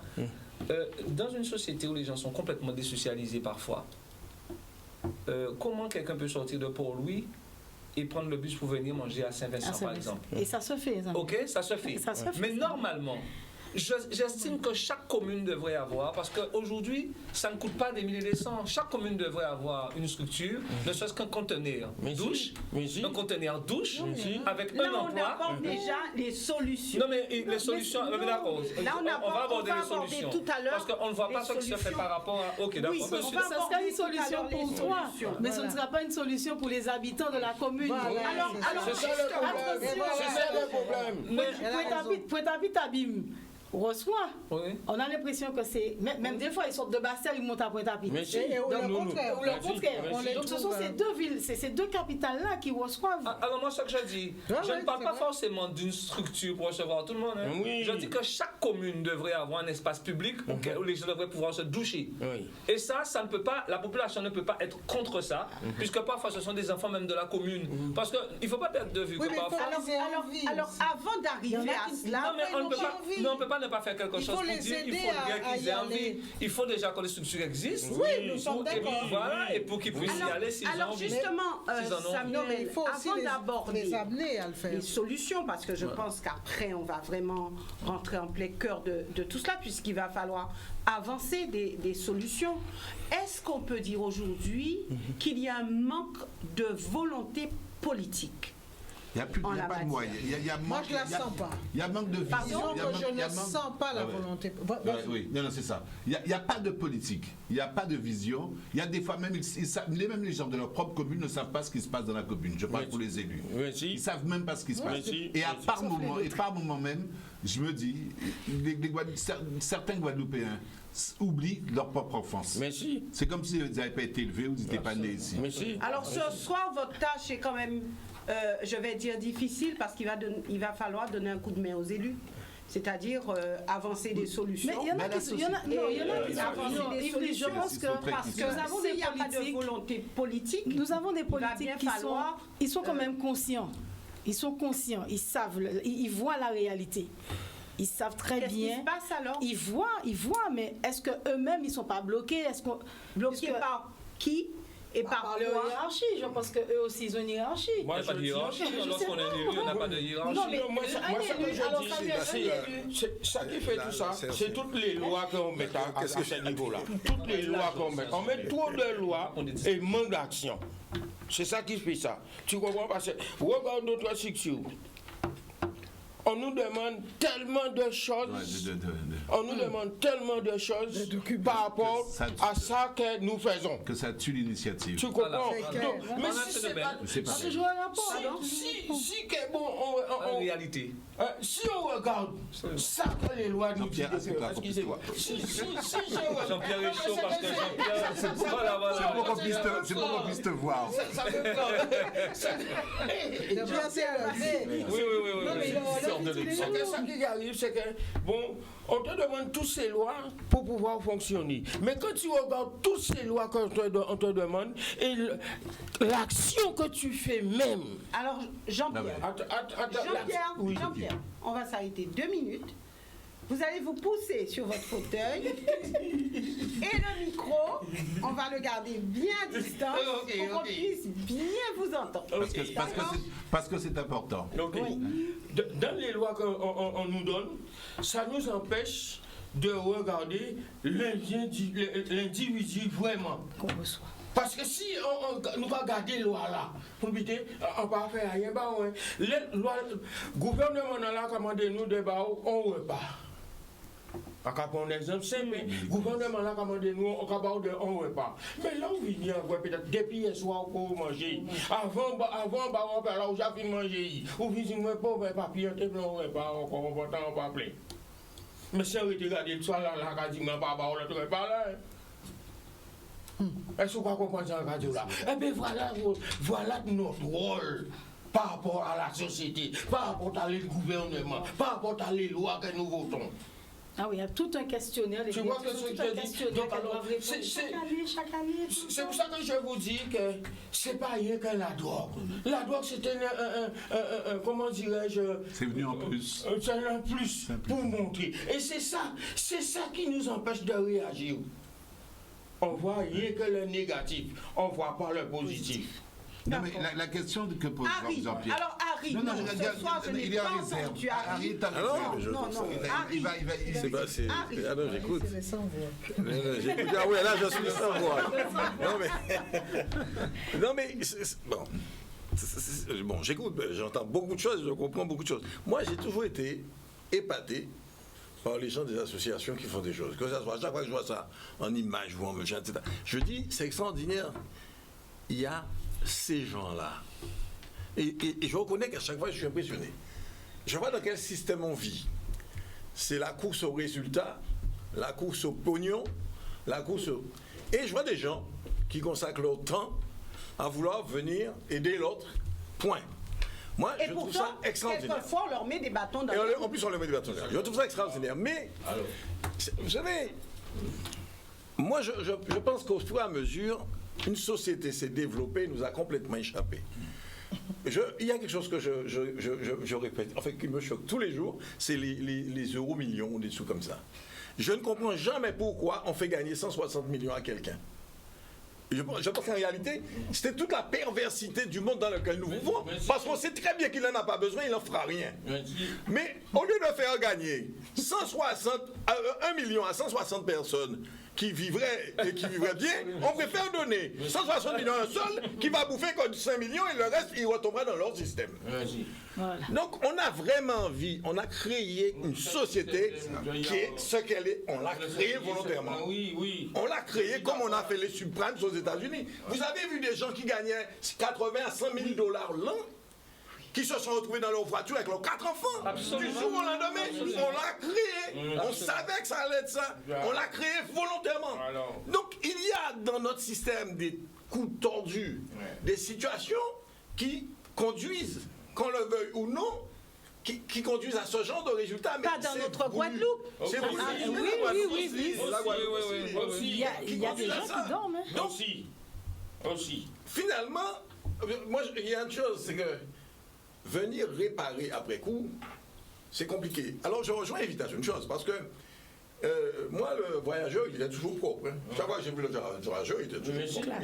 Il avait son problème. Alors, j'attends, tiens 2 secondes. Tu sais pourquoi il était toujours propre? Sa famille s'en occupe. Parce qu'il dormait dans une église évangélique. Ah bon? À Boissa, oui. Merci. Et on lui laissait, il se couchait, là, il se lavait là, il avait, le voyageur n'était pas en difficulté au niveau de l'hygiène. Voilà, il changeait le vêtement, on lui lavait ses vêtements et tout ça. Voilà. Il avait choisi ça, voilà, et on s'occupait de lui. Non, c'est pas sa famille. C'est pas sa famille. C'est l'église. C'est l'église. Voilà. L'église. Avec, comment il s'appelle encore il est déjà mort, il avait une grande boutique là, il avait tout le truc à Boisson là, les écoles c'était à lui. Encore bien, non, il est jamais mort, à part mon Louantino. En tout cas, pour te rassurer, enfin, pas peut-être pour te rassurer, mais pour te confirmer, en Guadeloupe, il y a des gens qui dorment dans leur voiture. Merci. Et pire, c'est qu'ils dorment dans leur voiture, mais ils vont travailler le lendemain. Merci. Tout ça. Merci. En Guadeloupe. Les gens qui dorment Dans leur voiture. Merci. ils se douchent où? Eh ben, ils trouvent un moyen pour se Comme ils doucher. peuvent. Il faut un moyen de toucher. Mais ils vont travailler. Donc, alors, regarde, l'autre jour, j'ai rencontré un gars. Il est venu me voir pour me dire, bon, il travaille. Il a son travail. Il a eu une difficulté. Il ne peut pas manger à sa faim. Il ne peut pas manger à sa faim. Je suis obligé de lui donner 2 repas pour qu'il mange. Vous voyez? Et il travaille. C'est un travailleur social. Vous voyez? Donc c'est pour ça que je vous dis que la drogue, c'est rien. La drogue, c'est rien. Quand je te dis c'est rien, c'est pas pour dire comme si ça n'a pas son importance, mais la misère que nous vivons, il est là. Et quand tu te trouves dans cette misère-là, tu es obligé de sortir dehors. Et quand tu sors dehors, la drogue te voit comme ça, il te dit viens vers moi. Exactement. Viens vers moi. Exactement. Et c'est pas rien qu'à la drogue. L'alcool te tient. Ah non, mais on est d'accord. La prostitution. La prostitution te tient. Tu te La vol te tient. Tout qui est dans la société Mais oui, on est te d'accord ramène. sur ça. Il y a une cause. Tu te trouves au milieu de tout ça. Et parce que tout le monde a envie d'un plat. Je ne vais pas te dire pour être venu cravater. Tout le monde a envie d'un beau chemise. Tout le monde a un bon pantalon. Tout le monde a un bon max de tes pieds. Tu comprends? Mais quand tu arrives pas à mettre un max de tes pieds, et tu savais avant que tu travaillais chez Ochi, ou bien chez le maire, et je dis à lendemain, tu ne peux pas faire ça, tu te sens comme ça. La tête baissée quand tu sors. Ok. Alors, nous sommes obligés de marquer une courte pause. On a une petite fleur, on n'a pas marqué de pause pub. Donc, on va marquer une courte pause. Et puis, nous reviendrons avec vous des appels et aussi avec des solutions. La phase solution. Je suis sûre que sur ce plateau, chacun, vous avez une idée pour faire avancer ce débat, pour faire avancer ce dossier et peut-être pour faire en sorte qu'on n'ait plus à dire des sans-noms ou des invisibles. Et j'espère que ce sera l'apport de tout un chacun pour contribuer à ce que ces personnes qui nous entourent aient une meilleure prise en charge et certainement un mieux-être. À tout à l'heure. Voilà, nous revenons au sein de cette émission et je peux vous dire que le débat s'est poursuivi lors de la coupure pub et c'est vrai que cette émission est poignante, prégnante, tout ce que vous voulez et nous allons essayer d'aller vers les solutions maintenant, mais avant tout nous avons déjà des appels, nous les récupérons. Et je vous demanderai à vous qui êtes chez vous et qui voulez intervenir, d'avoir des interventions courtes et précises pour que nous puissions récupérer un maximum d'appels et poursuivre sur ces idées qui vont être avancées ce soir en termes de solutions. Bonsoir, nous vous écoutons. Allez-y, nous vous écoutons. Bonsoir. Bonsoir, madame. Alors, bonsoir les gens qui sont sur l'antenne. Madame Brassé. Alors, toutes ces années 76 ans, hein, alors, à connaître Bassal, il y a non. Alors, vous n'avez pas parlé de monsieur Cancel, qu'on appelait les avocats. Monsieur Cancel, il venait, là, vous parlez de Saint-Vincent-de-Paul. Les frères de Saint-Vincent-de-Paul, c'était une chapelle. Et on donnait à manger à ces gens-là. Alors, je ne vais pas revenir sur tout ce que vous avez dit, car moi aussi, je m'occupais des gens qui ont des problèmes. En Guadeloupe, il n'y a pas dit qu'ils sont gays. Mais mon Dieu, ce sont nos enfants. Ils ont des noms. Qu'ils sont gays. Ce sont nos propres, je suis arrière-grand-mère. Ce sont mes propres enfants. Merci. Je ne vais pas retenir longtemps l'antenne.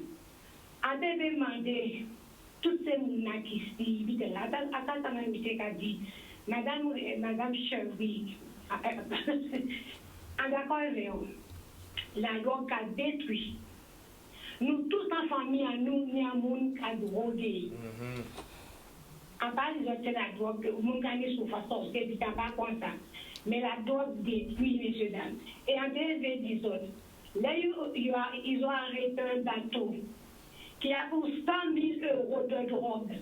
Dites-moi, est-ce que ce sont des petits Guadeloupéens qui ont de l'argent pour se payer de la drogue? Qui leur fournissent la drogue? Fournissent 100 000 € là quand même, puisque les voitures sont 400 € par mois. Et c'est ça qu'il y a à dire. Merci, madame. Merci pour Et je souhaite que mes petits-enfants ne sont pas ici, en Europe. Je suis à la retraite. Mais moi, je n'ai pas connu mon qui a demandé mon argent. J'ai vécu là-bas. Il y avait des gens, en bas du Clocharon, ce sont des gens, quand ils ont eu un problème, leurs parents les ont aidés et ils n'ont pas pu. Alors, Zafa est drogué, Clocharon, je ne connais pas ça. Je n'ai pas connu ça dans ma vie en Guadeloupe. Je suis partie à 25 ans. Moi, ça fait quand même mon argent. Et c'est là on va tourner en vacances, on voit ça. Et en dernière chose, mesdames, j'avais ma petite fille, quand je suis venue en vacances, amenée ici deuxième pont, là, mon décalage, et là, mon décalage de drogue. Les gens m'ont reproché ça. Mais ma petite fille, elle avait 12 ans. Et il y avait une fille, je ne sais pas, quand moi j'étais présidente d'une association, je faisais des efforts. J'ai vu une fille de SR3 qui était là-dedans avec un enfant de 3 ans, mesdames. Et je vous dis ça en pas trembler. Et à mener à 12 ans, en dit souvent, il y a des cas, en bas de il y a mon coup de main pour te manger. Et on dit, si on a 12 ans, si tu touches à ce produit, tu deviendras comme cette fille. Et si on a 17 ans, il dit, moi, je propose ça. Moi, Marie, on nous l'a fait moi. Il dit, moi, mamie, on m'a proposé de la drogue. Et j'habite à Reims. Et elle a répondu aux autres, j'ai l'amour de mon grand-père et de ma grand-mère et ça me suffit. Mesdames, bon courage et je souhaite que tous les enfants de la Guadeloupe sortent de ce crime, car c'est un crime contre l'humanité, ceux qui emportent la drogue. Merci, bon madame. Courage et je vous suis. Merci, madame Boissy. Et merci à tous ceux qui sont sur le plateau. Amen. Merci, madame, pour ce témoignage. Et nous allons maintenant aborder, pour que vous ayez quand même un petit peu de temps, pour parler de solutions. Alors, selon vous, que faut-il faire pour toutes ces personnes qui sont autour de nous, qui n'ont pas de toit, qui n'ont pas forcément à manger, des gens qui sont désœuvrés, qui sont dans la douleur et dans la souffrance? Harry. Alors là, non, mais moi, avant de résoudre un problème, j'aime bien me poser le problème dans ma tête, j'ai beaucoup écouté, mais il y a deux que je reviens comme sur une chose inévitable de la drogue. Pour moi, c'est deux choses différentes. C'est important, la drogue. Quand vous avez quelqu'un qui est en misère matérielle, il y a une solution. Vous avez quelqu'un qui est en misère, je dirais, pathologique, qui a une maladie personnelle. Et qui n'a pas pu je pense que, il y a une façon de résoudre. Quand vous avez des gens, parce que des fois, ils n'ont aucun problème, ils ont des parents qui ont les moyens, etc., ils sont entrés dans la drogue, et ils sont incontrôlables. Ils deviennent incontrôlables. Alors, à ce moment-là, on tombe dans le cas de centre de désintoxication, etc. Là, c'est le débat public à ce moment-là, parce que ça reste... La solution devient vraiment médicale, mais à haut niveau. Ça veut dire qu'il faut des centres sérieux avec des gens traités pour traiter ces gens-là. Bon, donc, il y a trois problèmes différents. Moi, le cas de la drogue, moi je considère que c'est un débat particulier. Et c'est sérieux, c'est lourd, très lourd, très lourd. Mais c'est un débat particulier. C'est vraiment un débat politique, de société, avec des moyens, etc. Et de décider d'éliminer la drogue d'une manière ou d'une autre. Mais pas au contre. Moi, ce qui m'inquiète, c'est que la société, aujourd'hui, après tout ça de développement, toute sa croissance, finalement a créé beaucoup de milliardaires, mais trouve le moyen de laisser de plus en plus de gens au bord de la route, qui ont envie de travailler, qui ont envie de faire les choses, mais qu'on met dans la misère totale. On n'arrive pas à donner une chance à tout le monde, parce que ce n'est pas le souci premier. Et c'est là où j'ai un problème, parce que ça, c'est organisation de la société. C'est un débat politique et d'organisation de la société. On doit aujourd'hui savoir remettre en cause tout le système dans lequel on fonctionne actuellement. Il faut revoir complètement ce qui se passe actuellement et que chacun a une responsabilité en la matière. Merci. On a parlé un temps au dernier présidentiel de revenu universel. J'ai entendu beaucoup de journalistes français rigoler et faire des calculs totalement bidons. Mais messieurs, avec le développement tel qu'il se fait, avec l'intelligence artificielle, avec etc. On a vu les 35 heures. On a un appel de téléspectateurs. On a vu les 35 heures échouer parce que concours de circonstances. Et du coup, on a eu l'impression que c'est une connerie monumentale. Messieurs, pour l'instant, la seule façon qu'on a de répartir la richesse, c'est par le travail. Et on n'a pas encore réussi à faire autrement.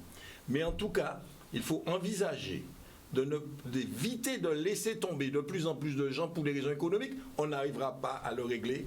Et ça finira, à mon avis, très mal, parce que tout le monde ne va pas supporter d'être mis à l'écart et rester passif. Merci.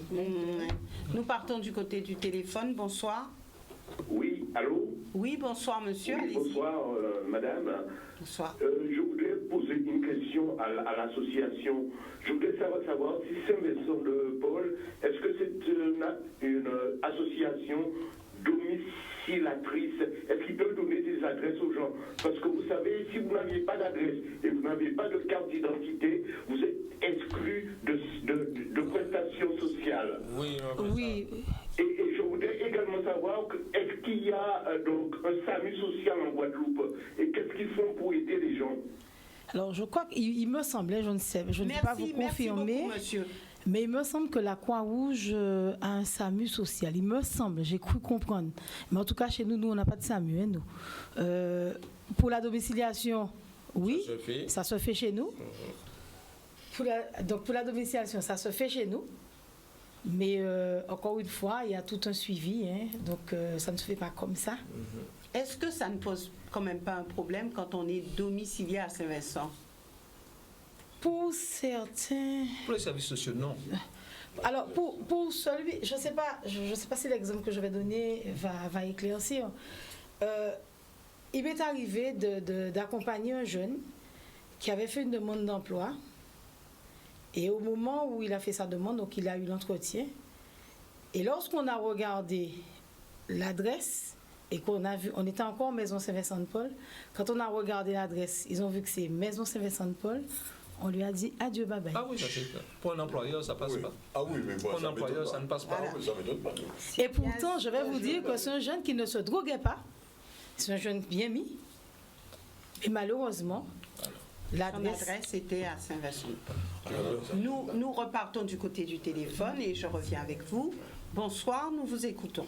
Allô, bonsoir madame Boissy. Bonsoir monsieur. Oui, je vous félicite ce soir pour votre émission. Oui, vous me faites revenir 50 ans en arrière. Madame Boissy, oui, bonsoir ensemble. Bonsoir à Béatrice. Déjà, cette félicitations, c'est le temps qui parle. Madame Boissy, ce soir, voilà une belle émission. L'histoire de Pointe-à-Pitre de la Guadeloupe.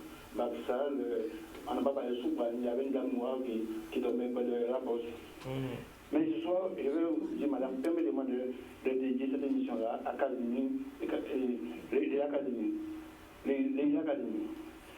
Cette dame, je crois, il y a pas de 120 ans, elle fait un vrai travail pour l'insertion et pour Saint-Vincent-Paul. Et je dis à Sam ce soir, merci. Ce que tu as dit là pour le conteneur dans les communes, j'ai travaillé pendant 11 ans seulement chez agent de sécurité. J'avais déjà proposé ça aux communes. Parce que je voyais tous les petits jeunes venir de Bémaro, de Saint-Ouen, un peu partout, venir les ambuler sur le marché de Charlie. Et j'avais même allé voir les communes pour leur dire, voilà, vous avez des enfants qui sont le Bémaro, des jeunes garçons qui viennent dans les poubelles. Et il y a quelque chose qui m'a fait beaucoup de peine à Pointe-à-Pitre. C'est qu'un jeune Indien, je vois qu'il fait le circuit entre les Champs-Élysées et le marché. Et je le suis. Et puis je vois, et puis je demande quel nom. Et il avait un nom, une grande famille d'Indiens. Je dis bon, on va m'admettre, ça va, moi, il voit un taximan, on te sort au maire, si je l'ai dit, je crois que c'est une maçon. On dit, regardez, moi, si vous avez un voiture, on est dans la famille, on va en train de tomber dans la drogue à la machine. Effectivement, pour bien parler de cette histoire-là, je vais dire 4 jours.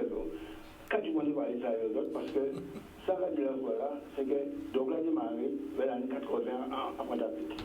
Ça a démarré par chef jeune Guadeloupéen. Et puis il a défié, il va dire, il voulait s'arriver à notre crack.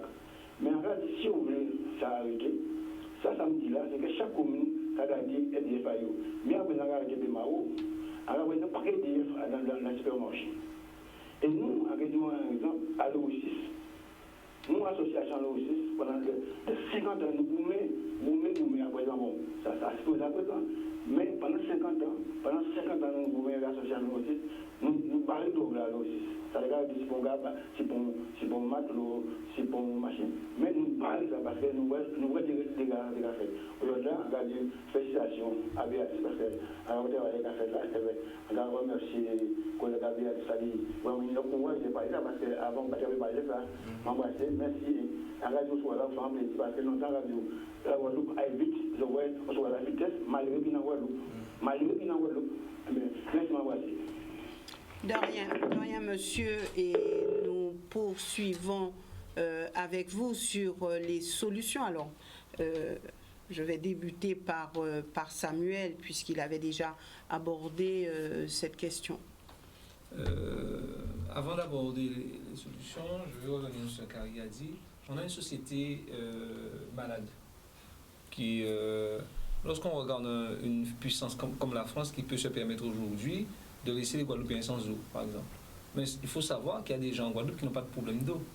Ceux qui ont les moyens vraiment n'ont pas de problème d'eau. Ce sont toujours ceux qui n'ont pas les moyens qui sont, qui sont pénalisés par cela. Donc je ferme la parenthèse. Voilà un problème, l'eau. L'eau, c'est quelque chose de vital. Et lorsque je parle de solutions, il y a des solutions qui sont simples. Équiper des conteneurs par commune. Un conteneur par commune permettre aux jeunes de la commune, des gens qui n'ont pas les moyens de venir se laver déjà. Et vous créez déjà un emploi d'insertion parce qu'il faut que l'insertion fonctionne. Il ne faut pas que ce soit l'insertion que dans l'espace vert.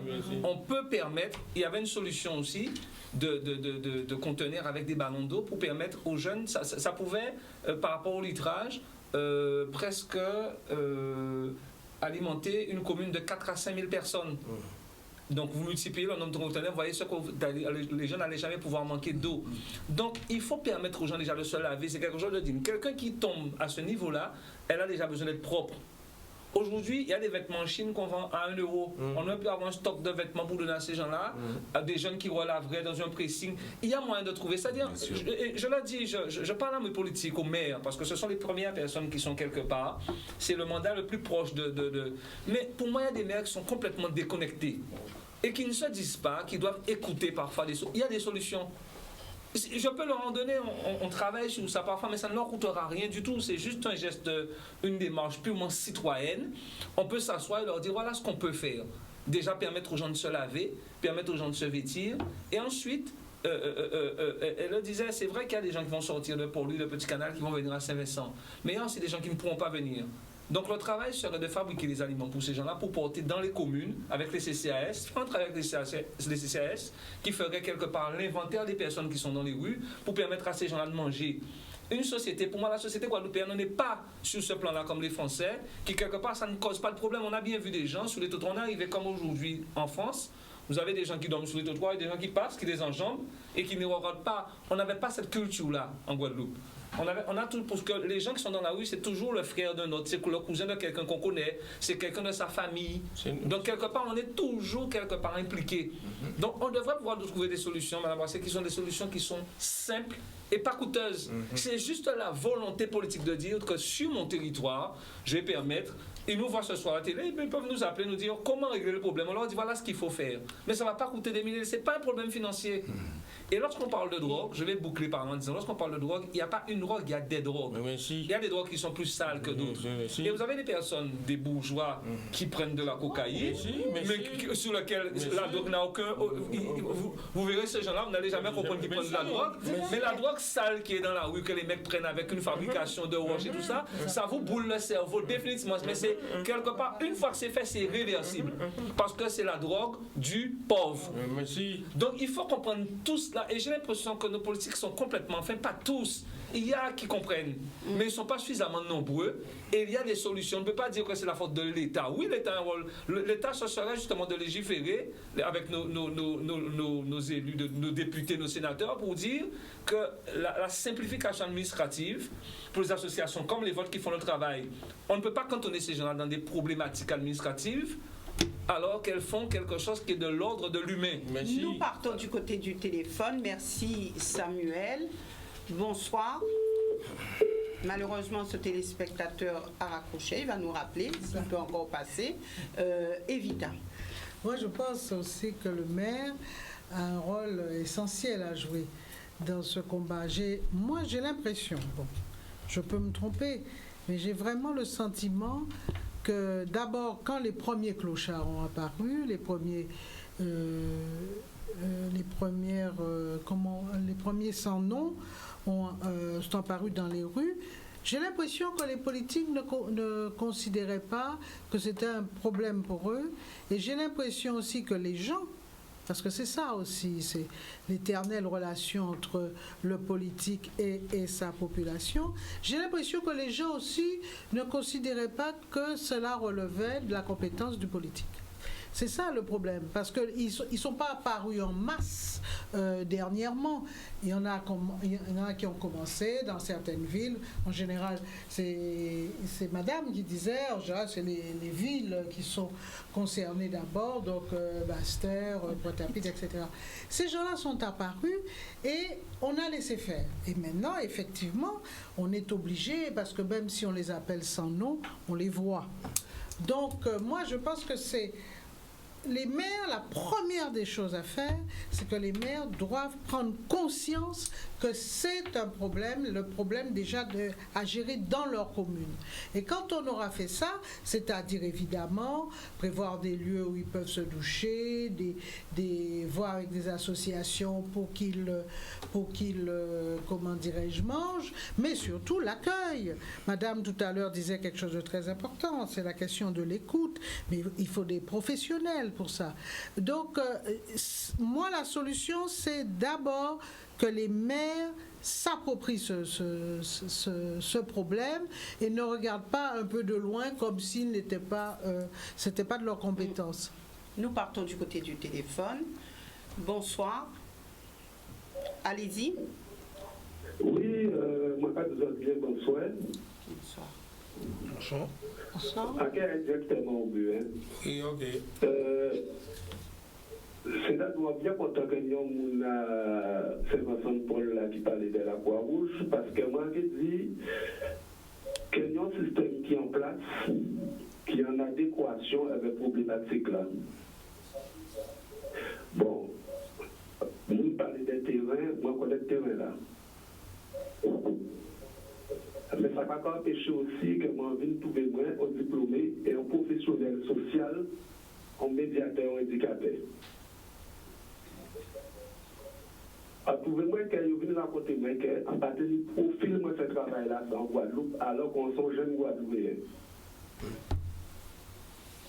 C'est peut-être parce qu'on connaît trop ce système là qui est en place là.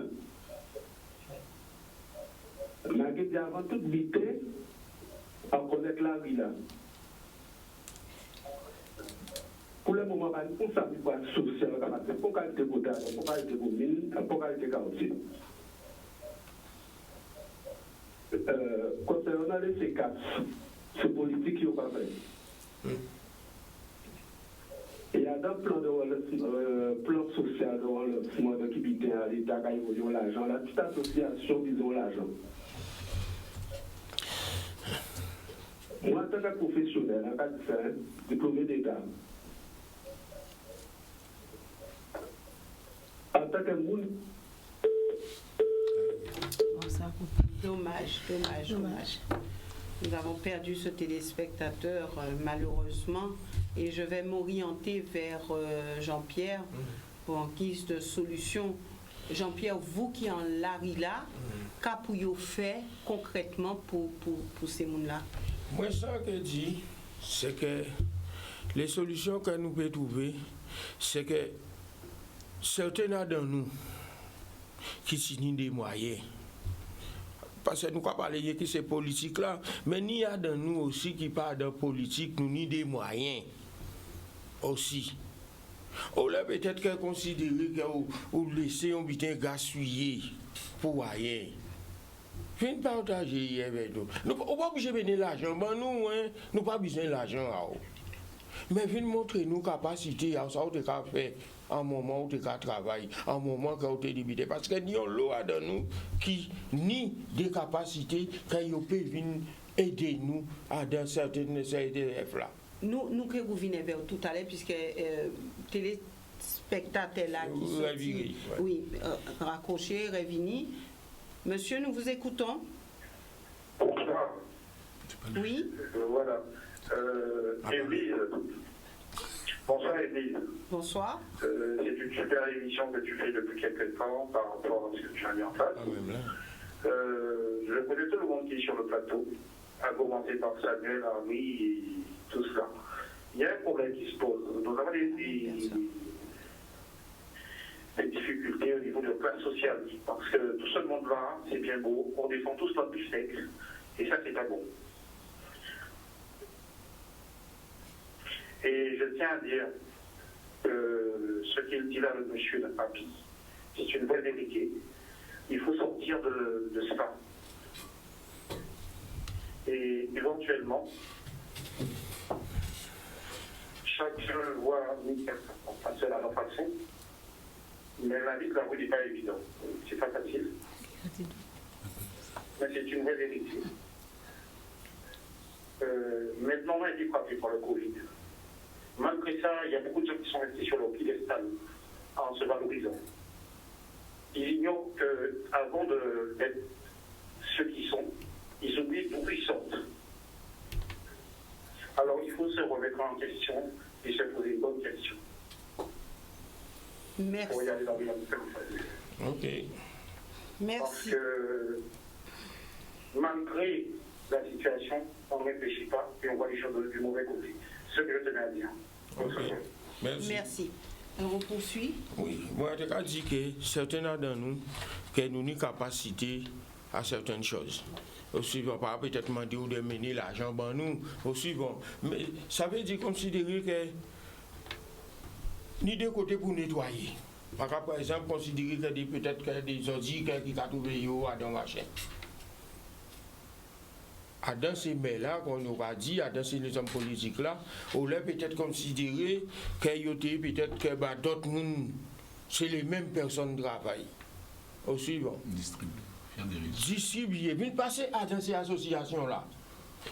Moi-même, personnellement, on y a bas, n'importe dans ces mails-là pour faire, peut-être même 2 heures de travail.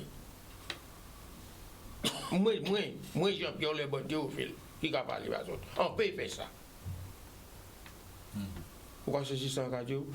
Donc, mais si vous, monsieur Harry, et Béatrice, monsieur là qui là, vous, tous, si nous collons tête en nous ensemble, on parle de nous toutes qui sont sauvés parce que Jeannie Bon et peut-être à déjà parti. Mais si ça qui double toujours, ça qui t'a cherché toujours, ça qui envie toujours, parce que ni monde qui envie toujours, parce qu'on va discuter avec eux, on va parler avec eux. Moi-même, en travaillant, moi, j'ai mis des moyens. En trouvant moyen pour boucher les trous. En tout cas, c'est pour faire un sport pendant 2 heures de temps. Pour boucher un trou à eux. Mais pendant 2 heures de temps, la nuit, on fait là. Pour ne pas fumer pour drogue. Pour ne pas fumer pour zèbre.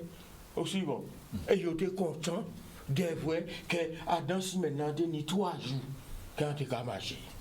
Voilà, nous partons du côté du téléphone, Jean-Pierre. Bonsoir. Oui. Bonsoir. C'était même mon qui a parlé là, et ça a D'accord.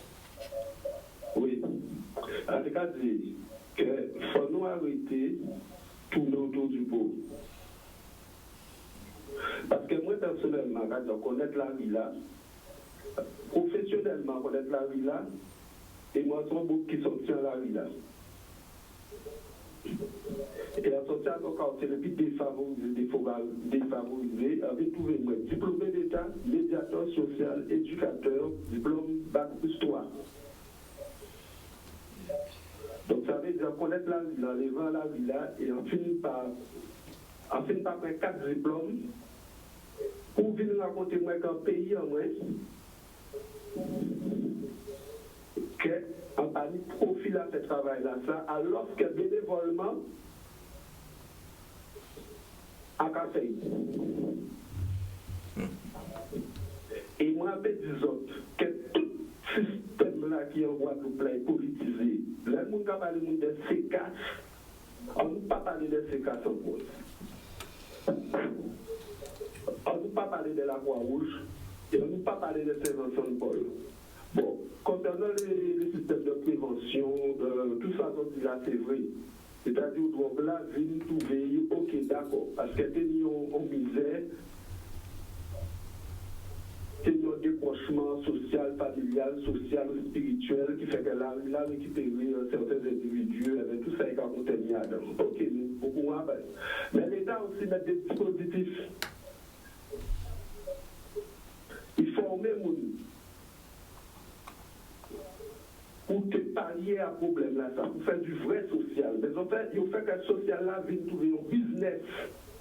Les ONG viennent trouver un faire business. Le C4 vient trouver un faire politique. Et il n'y a rien par place à y.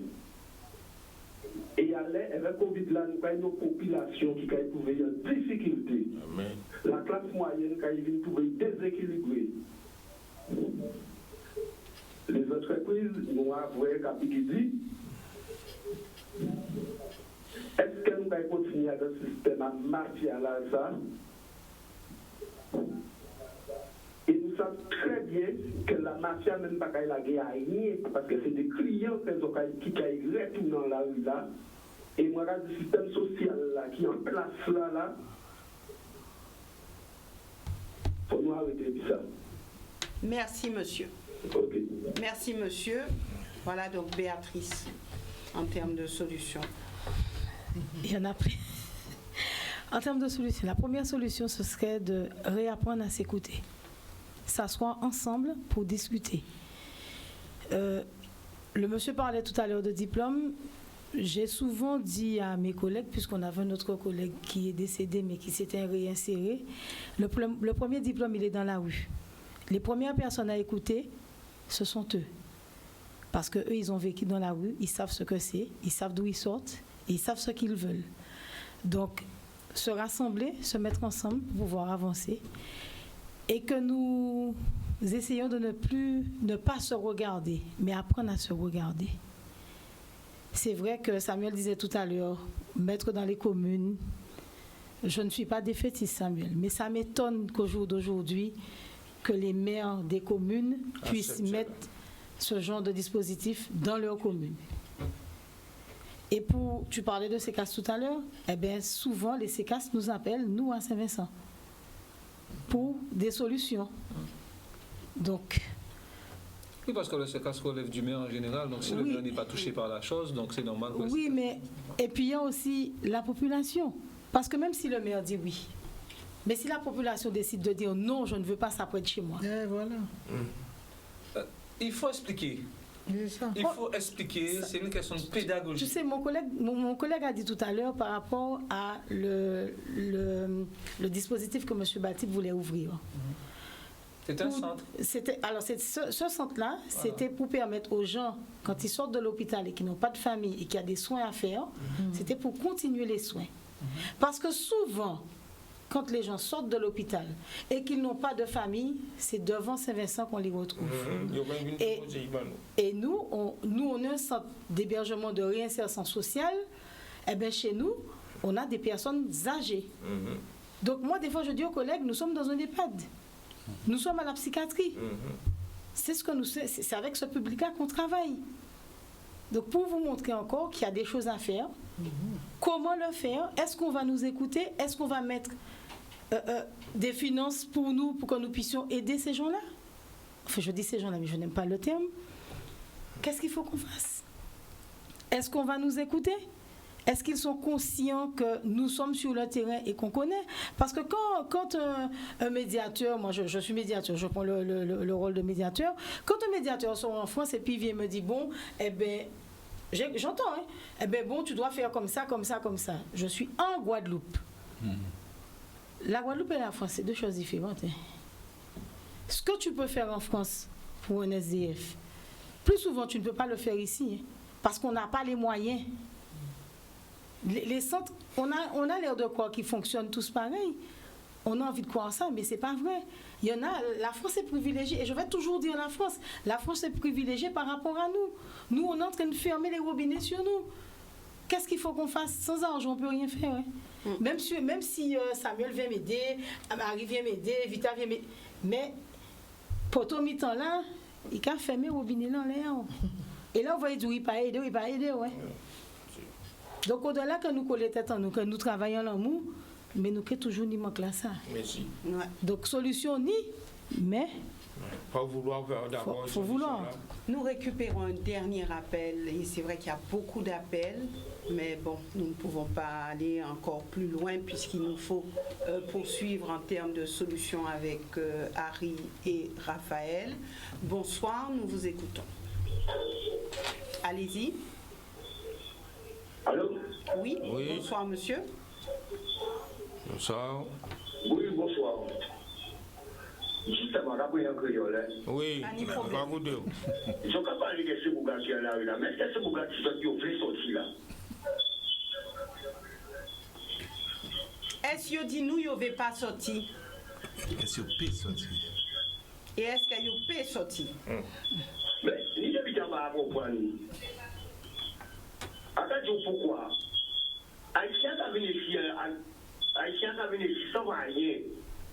Il a touché, il a trouvé les moyens de sortir. C'est pour que fait ici. Je vais constater que ce système-là qui a un problème. Nous ne pas préparer pour ce système-là, ça.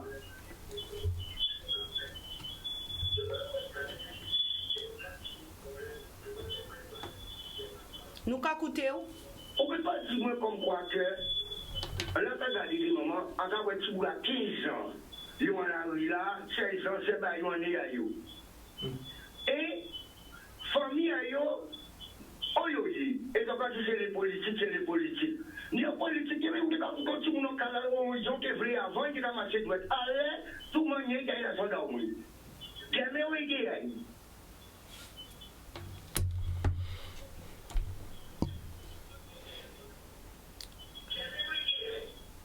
Il y a un tas de monde travail en gaz là. C'est les parents qui étaient dans le système, qui partaient pour ça pour Timoulaye, et gagnent la Timoulaye.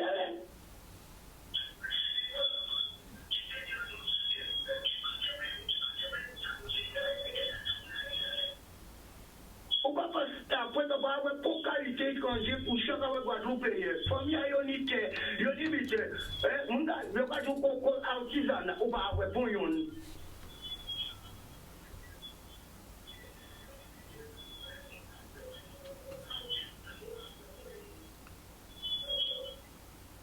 Je ne dis pas quoi est mon coco, je ne dis pas quoi est mon coco, je ne dis pas quoi est mon jeune homme.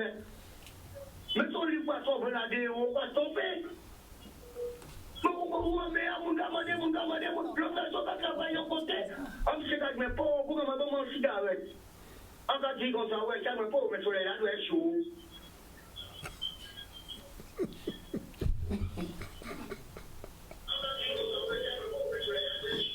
Un choc pour mettre un choc pour lui. Et connaître que j'ai tout pas toi et demander mon doigt. Je ne vais pas fouiller l'argent, comme ça, il y a télé, donc on va tout vite. Fouiller là où il y a nettoyé, il n'y a pas de messieurs. Fouiller là où il y a nettoyé. Pourtant, on se nos pieds. Je ne sais pas, mais il est là. Mon commission va commencer. On guérit le mal par le mal. Ça va prendre toute qualité d'outils à l'État français, mais blanc, c'est l'argent qui a fait rentrer. Et à l'époque, il y a dans ces hypermarchés là.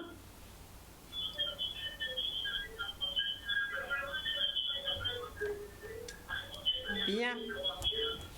Merci. Qui est éducation donnée?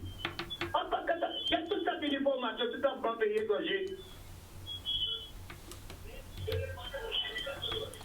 Bien, merci monsieur pour cette intervention, merci pour votre rapport au niveau de cette émission. Voilà, donc nous poursuivons avec Harry. Harry, en termes de solutions, que faire? Qui doit agir? Qui doit agir? Vous savez, on a entendu beaucoup de choses, et même le monsieur qui vient de parler, il y a tous les mots. Et le problème, c'est que, parce qu'il y a des responsables aussi, hein, et que quand il dit, il y a des gens qui sont responsables, parce qu'il ne faut pas oublier une chose, il y a des gens qui sont responsables de leur sort aussi, hein, parce qu'il ne faut pas tout le temps affronter les choses et les rendre... Non, il y a des gens responsables de leur sort aussi. Merci, hein. merci.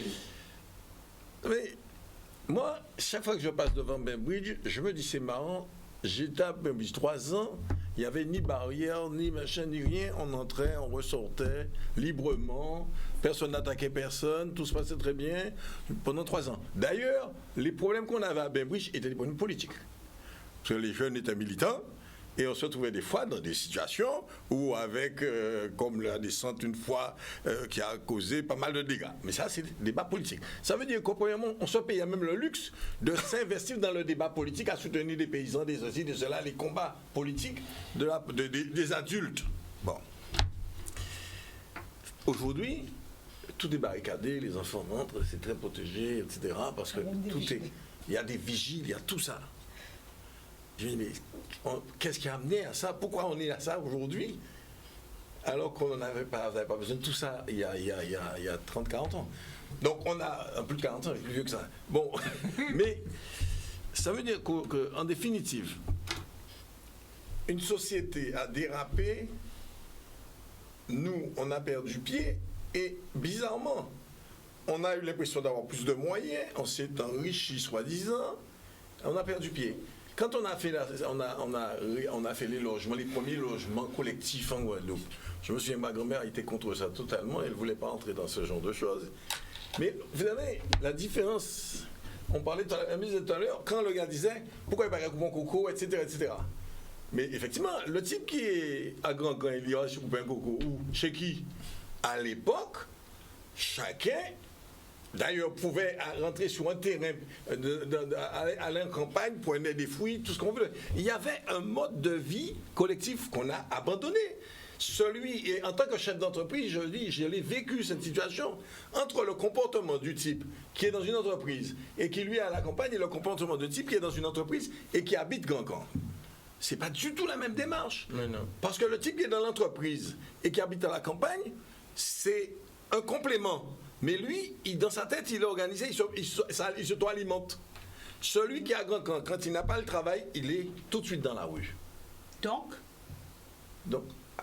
le système tel qu'il a été établi nous a mis dans la rue. Donc, tout à l'heure, on a parlé de logement, mais le système il pose problème au sérieux. Mais premièrement, il faut le changer. Mais je vous dis, il faut arrêter maintenant et repenser le système parce que ça avance accélérant et en exponentiel. Et dans 10 ans, si on se retrouve là, vous voyez, on est passé de, quand je parlais de Bainbridge, ça va beaucoup plus vite. Et dans 10 ans, je ne sais même plus si les enfants oseront aller à l'école. D'accord. Merci Harry. Et nous terminerons avec Raphaël. Alors, il y a quelque chose de terrible parce qu'il y a un mot qui n'est pas apparu et qui m'étonne à ce niveau du débat, c'est la peur. On ne les voit pas, ils n'ont pas de nom, on ne les entend pas, ils sont invisibles, ils sont effacés, ils sont tout ce que vous voulez, mais ils font peur. Et ils font peur à l'ordre bourgeois du monde. Et s'il y a une réaction demain, la réaction sera des honnêtes gens. Alors il y a un bouquin d'un professeur que j'ai eu, Léoté, qui était criminologue, et qui disait la violence des honnêtes gens. C'est extraordinaire comme livre. Et donc, ils font peur. Et donc, il y a quelque chose d'incroyable, parce que si on laisse monter la peur de celle-là, comme d'autres peurs plus systémiques, il y a le Covid, il y a le travail, il y a l'économie et tout, on va vraiment avoir un problème. Je crois qu'il faut vraiment qu'on pense très très sérieusement à recoudre cette société-là. Je dis bien à recoudre, avec du gros film, même en attendant de faire des machins. À 3 niveaux. Au niveau des individus, bien sûr, parce qu'effectivement, il y a des cas individuels qui ne peuvent pas s'en sortir tout seuls. Il faut avoir de l'accompagnement, il faut avoir un suivi, il faut avoir des échelles de narcissiques qui soient beaux, qui soient propres, qui puissent se prendre en charge, qu'on puisse les aider. Il y a ce travail-là à faire parce qu'il y a des individus qui décrochent individuellement, tout seuls, sans personne pour les aider, un limbé, un laissé pour compte, ils ne comprennent pas, ils sont ceci, cela. Donc il faut que le travail soit orienté vers ces gens-là, sans que ce soit pour autant un travail de dépendance ou de... C'est le premier niveau. Le deuxième niveau, il faut qu'on pense à notre société. Les solidarités, qu'on appelle ça vernaculaires, communautaires, de voisinage, de proximité, elles ne fonctionnent plus. Hein. Mais non, elles fonctionnent plus. Tout ce que Jean-Pierre disait, et dans lequel je me suis reconnu Jean-Pierre il y a 60 ans. Hein. Ouais. Et j'ai encore 10 de plus derrière en amortissement. Et donc, il faut qu'on, d'une manière ou d'une autre, qu'on arrive à trouver, à remettre en place. Alors à travers les associations, à travers du lien gratuit, du lien social, de la cohésion, des choses qui vont amener les gens, qui peuvent amener les gens à retrouver un sens autre qu'un sens matérialiste, économiste et compagnie. Alors pour beaucoup maintenant le nouveau sens c'est Dieu. Moi ça me dérange pas. Disons, je prends ça plutôt sous l'aspect spiritualité, pour sortir de ce matérialisme à 250. Donc on est d'accord. Et puis le troisième niveau, pour qu'on peut quand même, et je suis bien sûr d'accord avec Harry, avec Samuel, il faut qu'on s'interroge aussi sur l'organisation sociétale. Quel monde on a créé? Parce qu'on a créé ce monde. Et quels sont les externalités, les coûts cachés qui ne deviennent plus cachés du tout? Parce qu'effectivement, le problème là maintenant, on a parlé, c'est les exclus, mais quand le Covid va arriver, et là il y a un truc extraordinaire. Quand il va arriver, il est déjà là. Quand le bordel, quand les conséquences. Les conséquences. Ouais. Parce que je dis souvent qu'après la crise, il y a l'addition qu'il faut faire. Il faut payer l'addition. Et là, il y a une réflexion à avoir.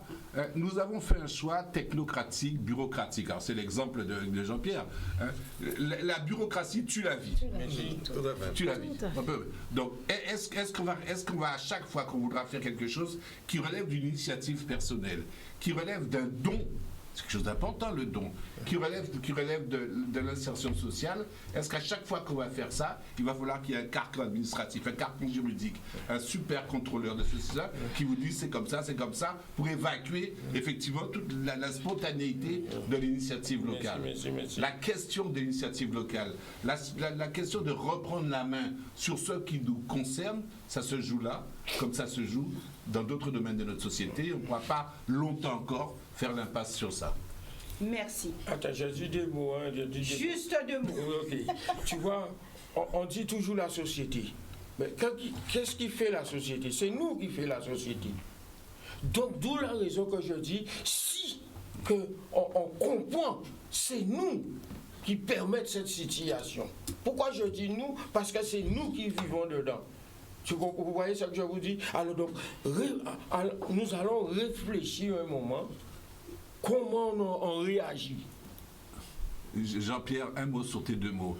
Est-ce que le nous existe en Guadeloupe? Est-ce que c'est pas le yo, le zot, le on qui prédomine? Enfin, moi j'essaye toujours de mettre nous. On est d'accord. J'essaye de toujours mettre nous parce que je vis dedans. Non mais Jean-Pierre, vous avez raison, il faut rester positif. Je vis dedans. Terriblement positif. Oui, je vis dedans. Donc alors je ne peux pas dire yo, zot ou tel. Là, je participe à la situation que nous vivons. Tant qu'on croira au nous, le nous existera. Ah, okay. Merci à tous d'être venus ce soir pour parler de ce sujet, les 100 noms, de la peur, de la honte ou de l'oubli. Alors je pense, après vous avoir écouté, qu'on va mettre les trois. Et il y a eu des solutions qui ont été avancées, mais je crois que le débat est ouvert et ceux qui vous ont entendu auront à cœur certainement de mener une réflexion là-dessus ou de prendre votre attache pour essayer d'avancer. Et j'espère que tous les maires ont entendu les propos et prendront à bras le corps ce problème de ceux qui sont, pour moi, des laissés pour compte. Oui. Quant à vous, merci d'avoir enrichi ce débat. Nous nous retrouvons mardi prochain avec un autre thème, une autre thématique qui sera tout aussi intéressante. Excellente soirée à tous. Amen. Merci. Amen, amen, amen.